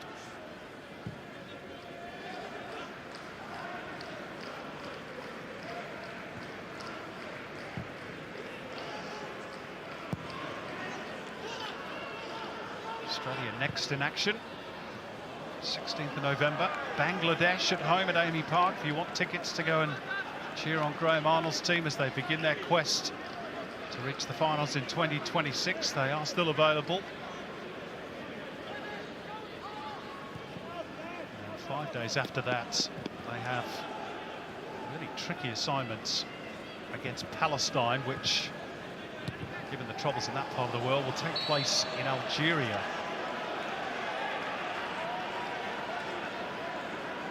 By all accounts, the Algerians and the Palestinians see each other as brothers, so Yeah, it could be quite hostile over there. Yeah, a packed, hostile crowd.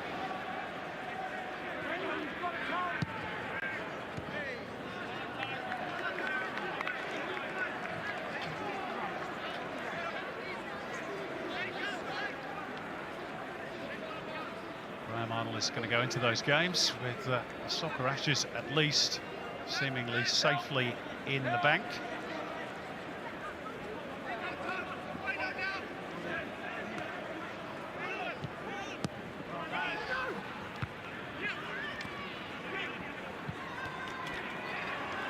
Didn't quite get enough on that. Matty Ryan having to come out and head away.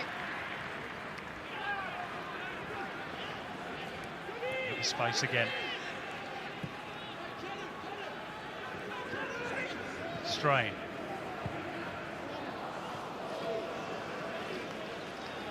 Not quite from Irvine.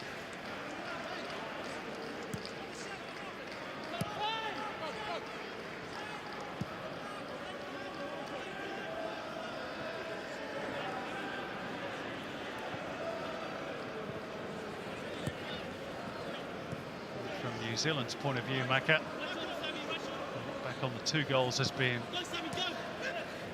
I guess, preventable, given that both came from pretty weak defensive challenges in the air.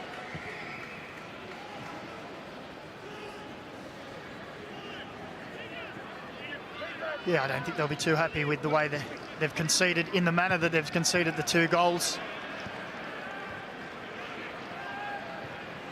Sloppy from Goodwin.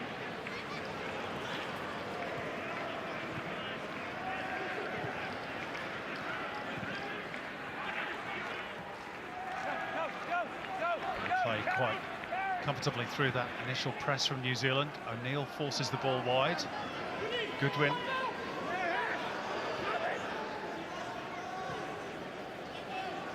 Irvine. Third goal would probably reflect their dominance more accurately. Silvera flipping the ball in. Reset through Bacchus, and now O'Neill. Ben Wayne sticking to the task. Good perseverance by the New Zealand substitute.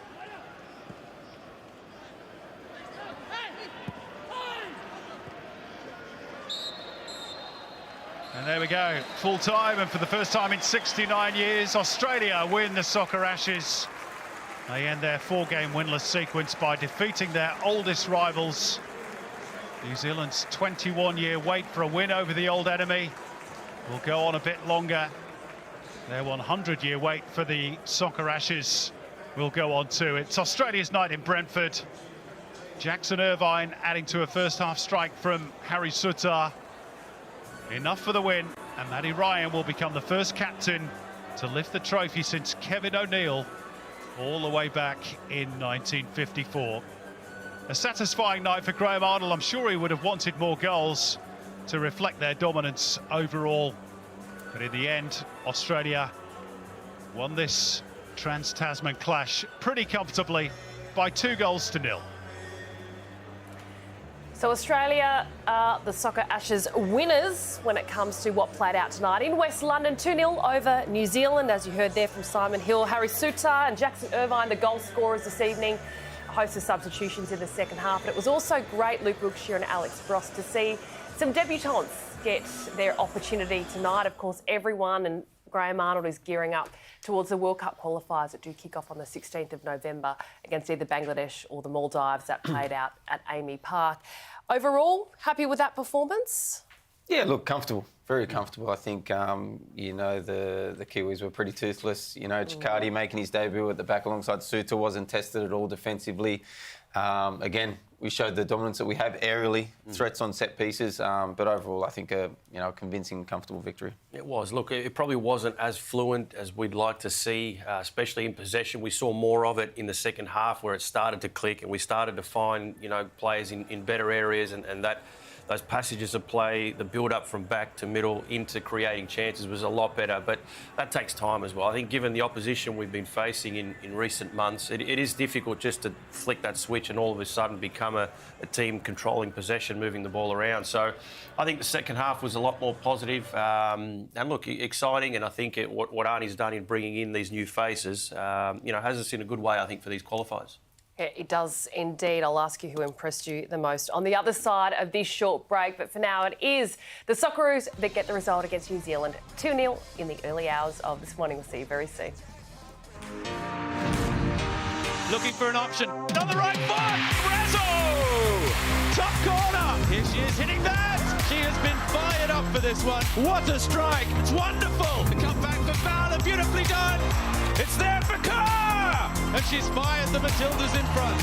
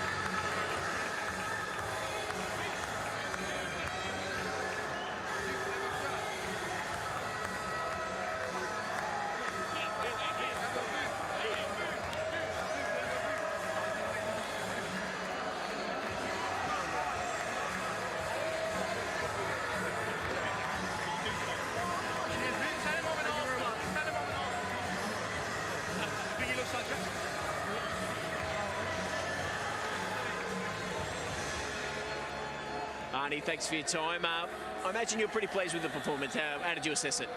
Yeah, look, The most important thing is in these type of games we're creating the chances, and we created plenty, but again we've got to put the ball in the back of the net, and obviously I was happy with the way we played, but again improvement is the key.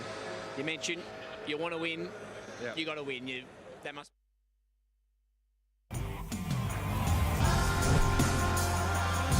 What a night at G-Tech Community Stadium, Brentford's home ground. It is the Socceroos that lift the Soccer Ashes trophy. It was contested 69 years ago in this intense trans-Tasman rivalry. Well, it continues here tonight, and great to see the Socceroos celebrating with some of the fans that turned up to the heart of West London. Mitchell Duke there as well, who was right in the thick of the first goal. It was given to Harry Suter. Was it Dukey? It was Harry Suter, but it could have been Dukey. Anyway, let's get some reaction right now and head out to Tim Morgan, who's with Massimo Luongo. Massimo Luongo, thanks for joining us. Let's start with yourself personally, playing for the green and gold for the first time in almost 5 years. How did it feel? Oh, amazing. Amazing, honestly. I just enjoyed it from minute one. I just went out there. I wasn't nervous. I wasn't building it up in my head or anything. I just felt, oh, this is nice. It was nice. It felt like I'm back home, but obviously I'm in England, but second home to me, and yeah, it was incredible. You've spoken the lead up to the England game about the ups and downs, and at times doubting whether you'd ever get back to this stage. When you step out, it must just feel like it's all worth it. Is that sort of the feeling when you get back out there? Yeah, 100%. Like the England game, I was thinking if I played then, it would have been a little cherry on top. I was looking forward to that. Didn't happen, but no, today Arnie put me in and put his full trust in me, and yeah, I think the boys played really well, and we had a lot of freedom. We played with a lot of freedom, and I think you can tell when the older players are enjoying it like me. It buzzes off, it filters down to the young ones and the boys making their debuts, and yeah, so yeah, I'm just happy to get on the pitch and do what I can do, and yeah, I think sometimes I get carried away a little bit, but yeah, I just loved it. I loved it. Thanks for your time, mate, and well done on getting back. All right, cheers. Thank you very much. Great to see Massimo Luongo back. He's absolutely buzzing. 44 caps, 6 goals for his country. A bit of a resurgence in his football career. He hasn't been in this national team squad for nearly 5 years, and it is great to see him back. Taking a look at how the match unfolded, the Socceroos great in transition. Alex Bross, set pieces again, they were most dangerous on. We kept talking about who scored the goal. Who scored the goal, Alex Bross? I mean, as a striker, I'm giving it to Mitch all day. He did very well. And look, Harry Suter standing in the way probably helped him. I mean, given where it looked like it was going. But look, again, great run from Duke to get himself in position there. A great header back from Chikati and a good goal. It got the boys settled, I think, because they didn't start all that well, or I think that was more down to New Zealand, the way they they took it to us in those opening minutes. But that settled us down, and then this second one here, again, another set piece, good delivery. Irvine there in a good area, using his body well to get up and pretty much from there win the game for us. Yeah, it's been, look, we've seen that in all the games we've been playing. A lot of goals come from set pieces. We're a threat. We are a big team. And look, the delivery from Boyle, and normally it's been Goodwin on the other side. Boss's delivery, not so good tonight, but from Boyle there on the money, and yeah, 2-0 and game over. Thoughts on Boss, guys? I know we're looking at the match stats here when you can see it is Australia. The possession, it swung back in that second half, that is for sure. Against New Zealand, they're 104 in the world. They qualify through Oceania. They play Greece and Ireland next. They start their qualification for the World Cup next October, whereas we are well and truly off and running at Amy Park in November. Thoughts on Boss? You mentioned him there playing in a further advanced role on that left side, where we are used to either seeing a Riley McGree or a Craig Goodwin. Yeah, look, he did a job there. He likes to go forward, but for me, he's definitely better at left back. Look, Arnie's chose to play him in that position with Beige there at left back tonight. But I do think that going forward, he's definitely better at left back. Yeah, look, I think he was in an unfamiliar role, and you could see him sometimes drifting in. He did get caught in possession, trying to turn into trouble because he's not used to playing so high up and inside. In the middle of the park there. But look, I think it's great to see him. He's got so much energy. He's a great footballer. He knows where he is all the time on the pitch. He's got good delivery, very enthusiastic and confident. But yeah, I do like Lukey said. I think his best position and moving forward for us is left back. Probably left back. Right, let's hear from a man who made his Socceroos debut tonight, Alessandro Ciccardi. Alessandro, Socceroos debut, how did that feel? Oh, great. Obviously, it's been this is obviously my third camp with the boys, and obviously my time's come, and obviously I'm very happy we won, and also happy for my first game for the Socceroos. When did Arnie tell you the news, and what was his message for you tonight? Oh, this morning. He told me this morning, and his message was just play how you play with your club, play how I play at Partner, and I felt like I've done exactly that. So yeah. How did you feel at the level? No, fine. I mean, I felt comfortable. I felt, just like it was. I've been playing with these boys for many years, but obviously that's not the case. But no, I felt good. When you get up and you knock down the assist for the goal there, that must have calmed the nerves. What was the feeling there to make sure you were such a big part of that first goal? Oh, nothing. Ball come to me. It's just, I've done that many times now, and today obviously I knocked it in and the ball's gone in the back of the net. So obviously I'm not sure if it was Juki or Harry, but well done to them for the goal, and obviously got myself an assist, so all happy. Well done today, mate. First of many, hopefully. Cheers. Yeah, thank you very much. Great to see Alessandro wear the green and gold and get on the pitch. His starting debut for the Socceroos this evening. When you take a look at some of the opportunities, though, it's Geordie Boss there that the Socceroos did create, and it's what came up against England a couple of days earlier. Making the most and more of these opportunities, team. That is what we want to see. They have to go in the back of the net.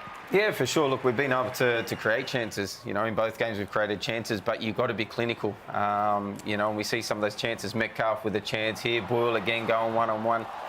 You get away with it against the likes of New Zealand, but when you're playing that top level, and we saw it against England, you've got to be clinical and you've got to take these chances. Yeah, and it's been highlighted against those, that type of opposition, England, Argentina, Mexico, where, you don't get many chances against them, and when you do, you need to make them count. But tonight, we created a lot. That second half in particular, we're seeing it here. The first half, not so much, but second half, a lot of chances. And this one here to Borrello. Now I'm putting that down to the fact that he's still in pre-season and hasn't really found his form yet, because we know that every other day he's putting that in the back of the net. So could you have gotten a better ball from Ryan Strain? It was a great ball from Strain, and it was actually probably harder to miss. On a platter, there you go. So he'll be thinking about that one all the way back to Australia. Won't he? Just all right. Well, let's hear from the gaffer now. Here's Graham Arnold. Arnie, thanks for your time. I imagine you're pretty pleased with the performance. How did you assess it? Yeah, look, the most important thing is in these type of games we're creating the chances, and we created plenty, but again we've got to put the ball in the back of the net, and obviously I was happy with the way we played, but again improvement is the key. You mentioned you want to win, yeah. You got to win. That must be tick that box. Happy with that? Yeah, look, I think since I re-signed this last 6 months, it's been about tough friendlies and playing against stronger opposition. And I thought that tonight you could see how sharp the boys were with the ball, and we're playing some really good football. And as I said, it's just the final part in the penalty box that we've got to fix. But with the 5 subs that 5 changes I made before the game, and I have said publicly that I'm starting to get headaches now on who to pick and choose, and it's you can see the depth is building. And you spoke in the lead-up as well about you wanted to look at guys that you brought into this camp, Alessandro, Massimo. Obviously, there are a couple of names. Did they impress you tonight? Yeah, look, they all did, mate. Sammy Silvera coming on the way he does, and we've got such a great culture and mateship and brotherhood in the Socceroos camp that. It's always great for them, but, the young ones fit in. I thought Alessandro tonight, he looked like he'd already played 30, 40 caps. He was so calm and that, but I went over, I went and watched him play at Parma against Sampdoria the other week, and what you saw tonight is what you see at club level. He's very mature, for a 20-year-old, he's a very mature player. Another young one, Geordie Boss as well, just looks comfortable at this level, doesn't he? Yeah, look, obviously everyone will be asking probably why does he play where he is, because I like having left-footed wingers, and Craig Goodwin did exceptionally well at Wembley, and gave Geordie the chance tonight, and he was fantastic. It just shows you that we're getting more competition from more places. Thanks for your time, Arnie. Well done tonight. Thank you. Yeah, a chance to build. Looking at this squad, he wants to see some improvement, but also some selection headaches as he heads into the World Cup qualifiers, which do kick off next month. We're off to a short break here, though, on your coverage of football across Network 10. Do not forget, though, Phillip Island, it roars back into life this weekend. You can catch all of the MotoGP action live on Network 10 and Paramount+. we are go! The Australian Motorcycle Grand Prix. It's one of the great events on the sporting calendar. The phenomenal Grand Prix. 350 kilometres an hour of pure, breathtaking speed. Oh! Around the world's best circuit. What a ride! And in 2023, the MotoGP World Title Race. Oh, the touch! Going right down to the wire. But that's not all. On what will be a massive 2 days of sport, we'll bring you all the latest news and insider info on football, racing, basketball and everything else. It's called the 10 Sport Weekend. We'll see you there, October 21.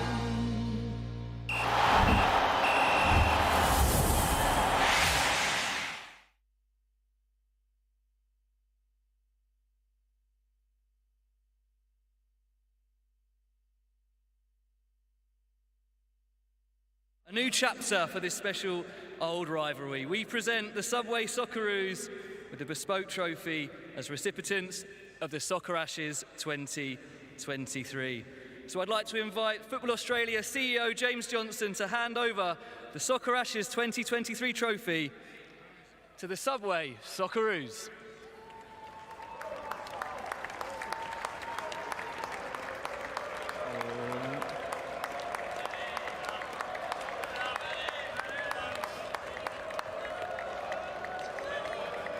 Congratulations to your Soccer Ashes 2023 winners, the Subway Socceroos!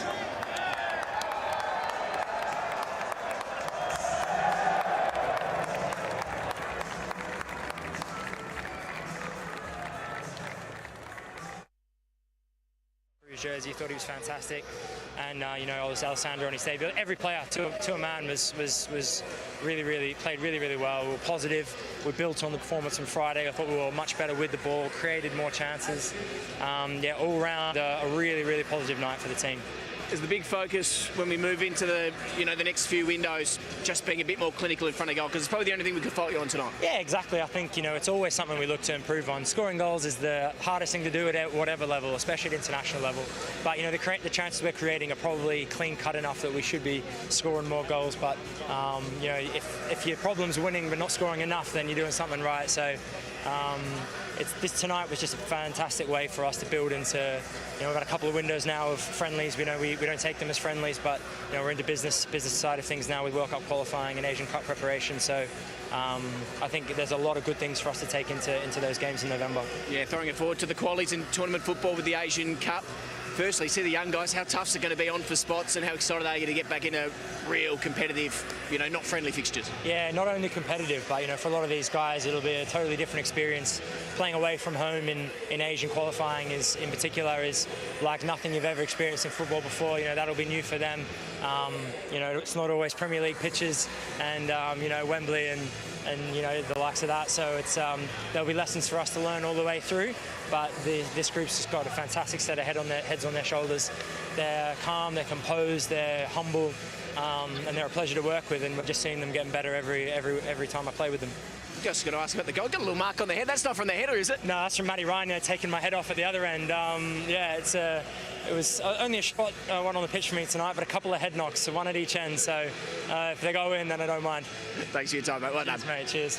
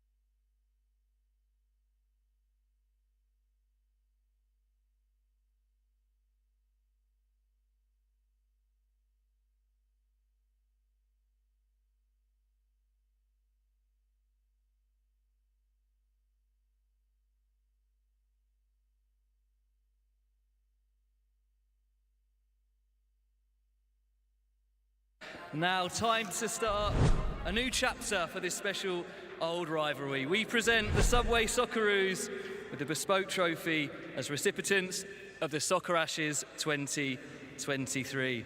So I'd like to invite Football Australia CEO James Johnson to hand over the Soccer Ashes 2023 trophy to the Subway Socceroos.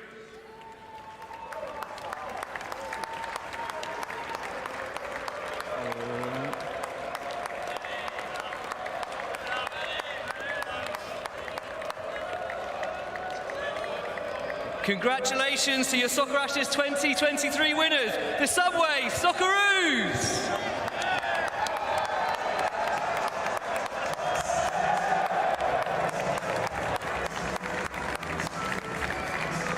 Silverware is great silverware, that's what I say. The recently rediscovered Soccer Ashes trophy, created in 1923, a year after the first Trans-Tasman matches, contested until the 1950s, and it's claimed by the Socceroos tonight, the first time in 69 years. The original didn't travel, but this is the new trophy that they will contest, hopefully every year moving forward. Right, let's get some more reaction as well. We're going to hear from Harry Suter.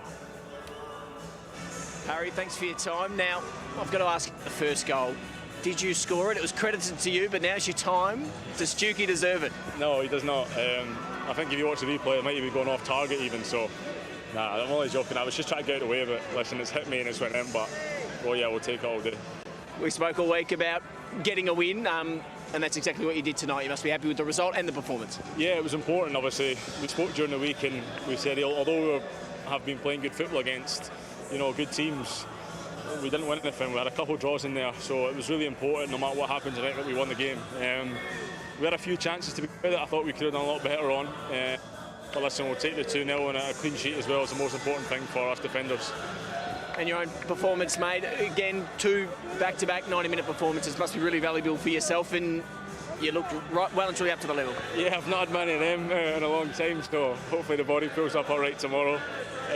But yeah, no, just so happy to be out in the park. Obviously, we made a few changes tonight. A shout out to Alessandro, who came in. I think he made his debut alongside me. I thought he was first class. Playing against the Premier League striker and Chris Wood there is not easy, because you give anyone a hard game. He's big and physical, but he can hold the ball up. But I thought Ali was superb in everything he done in terms of when he was on the ball, his movement off the ball, covering me, which is always always nice to have a defender to do that. But yeah, so comfortable in possession, breaking lines, and I think he's only turned 20 the other day, so yeah, a really bright future for him. Perfect. Thanks for your time, mate. Nice one. Thank you very much. Harry Suter is such an important cog when it comes to the Socceroos defence, an anchor at the back. We saw again tonight a completely different looking back four team. Do you think Graham Arnold's going to be really tossing up who is in his back four when he starts these World Cup qualifiers? Well, look, he's got depth. He's spoken about that he wanted that depth, and look, Chicati's got a fantastic future ahead of him. We saw that, and you see how Harry's spoken of him playing alongside him. But I think naturally he'll go with Burgess, or Kai Rolls being the natural left footer on that left side. But there's definitely headaches there, which is great. You like Ryan Strain at right back? That's also a bit of a revolving door and up for grabs too. It's definitely still up for grabs, but look, I think Strain in the couple appearances that we've seen from him has looked quite good, and I'd say he's sort of the front runner at the moment, given how he's playing, given how he's going in form for club as well. So, yeah, both those positions, the left and right back, but yeah, that depth is great. I mean, to have Burgess and playing the way he was, Chicati coming in, showing that maturity as well, it's good times here. Let's hear from one of the super subs tonight who got himself on the score sheet, Jackson Irvine. Well, Jacko, thanks for your time. What did you make of that performance tonight? I thought the first 30 or 40 minutes, first half really, is some of the best football we've played in recent times. I thought the boys were outstanding. The ones who came in, amazing to see Master back in a Socceroos jersey. Thought he was fantastic. And Alessandro on his debut. Every player to a man was really played really well. We were positive. We built on the performance on Friday. I thought we were much better with the ball, created more chances. All round a really positive night for the team. Is the big focus when we move into the the next few windows just being a bit more clinical in front of goal, because it's probably the only thing we could fault you on tonight? Yeah, exactly. I think it's always something we look to improve on. Scoring goals is the hardest thing to do at whatever level, especially at international level. But the chances we're creating are probably clean cut enough that we should be scoring more goals. But if your problem's winning but not scoring enough, then you're doing something right. So tonight was just a fantastic way for us to build into. We've got a couple of windows now of friendlies. We know we don't take them as friendlies, but we're into business side of things now with World Cup qualifying and Asian Cup preparation. So I think there's a lot of good things for us to take into those games in November. Yeah, throwing it forward to the qualies in tournament football with the Asian Cup. Firstly, see the young guys, how tough's it going to be on for spots and how excited are you to get back in a real competitive, not friendly fixtures? Yeah, not only competitive, but for a lot of these guys, it'll be a totally different experience. Playing away from home in Asian qualifying in particular is like nothing you've ever experienced in football before. That'll be new for them. It's not always Premier League pitches and Wembley and the likes of that. So there'll be lessons for us to learn all the way through. But this group's just got a fantastic set of heads on their shoulders. They're calm, they're composed, they're humble, and they're a pleasure to work with. And we're just seeing them getting better every time I play with them. Just going to ask about the goal. Got a little mark on the head. That's not from the header, is it? No, that's from Matty Ryan taking my head off at the other end. It was only a shot one on the pitch for me tonight, but a couple of head knocks, so one at each end. So if they go in, then I don't mind. Thanks for your time, mate. Well done. Mate. Cheers. Yeah, Jackson Irvine was immense off the bench this evening as the Socceroos wrap up their two-match friendly series over in the UK. A 1-0 loss to England and a 2-0 win over New Zealand tonight. So much football is heading your way. Look at this. We've got your weekend covered, don't we? We've got the Reds, then the Mariners, a huge big blue. You'll be looking forward to that one, won't you, Alex Brosk? And then it all wraps up in the West with Perth Glory and the Newcastle Jets. The A-League men's comp, it does kick off on Friday night. The Power Chair World Cup as well is in action. You can catch that live on 10 Play and Paramount Plus as well. The bronze and gold medal matches. Catch that. It has been really, really compelling viewing as well. And then the Matildas, they return home. They're over in the West, where Sam Kerr is from, of course, being a Perth girl. It kicks off with the Matildas v Iran, those 3 qualifiers to get them prepared for the Paris Games next year. So that is all of the football heading away across Network 10 and Paramount Plus. No excuse not to be watching football across the weekend, team. You're going to need to get some rest, hey? Been a good couple of days, and we roll roll on to the weekend. More to come. We roll straight into the weekend. Alex Ross, Luke Wilkshire, thank you so much for your company in the early hours of this morning. We look forward to seeing you across all of our coverage, and we look forward to seeing you across our coverage at home as well. The Soccer Ashes Trophy, it does go Australia's way. 2-0 tonight to the Socceroos over New Zealand.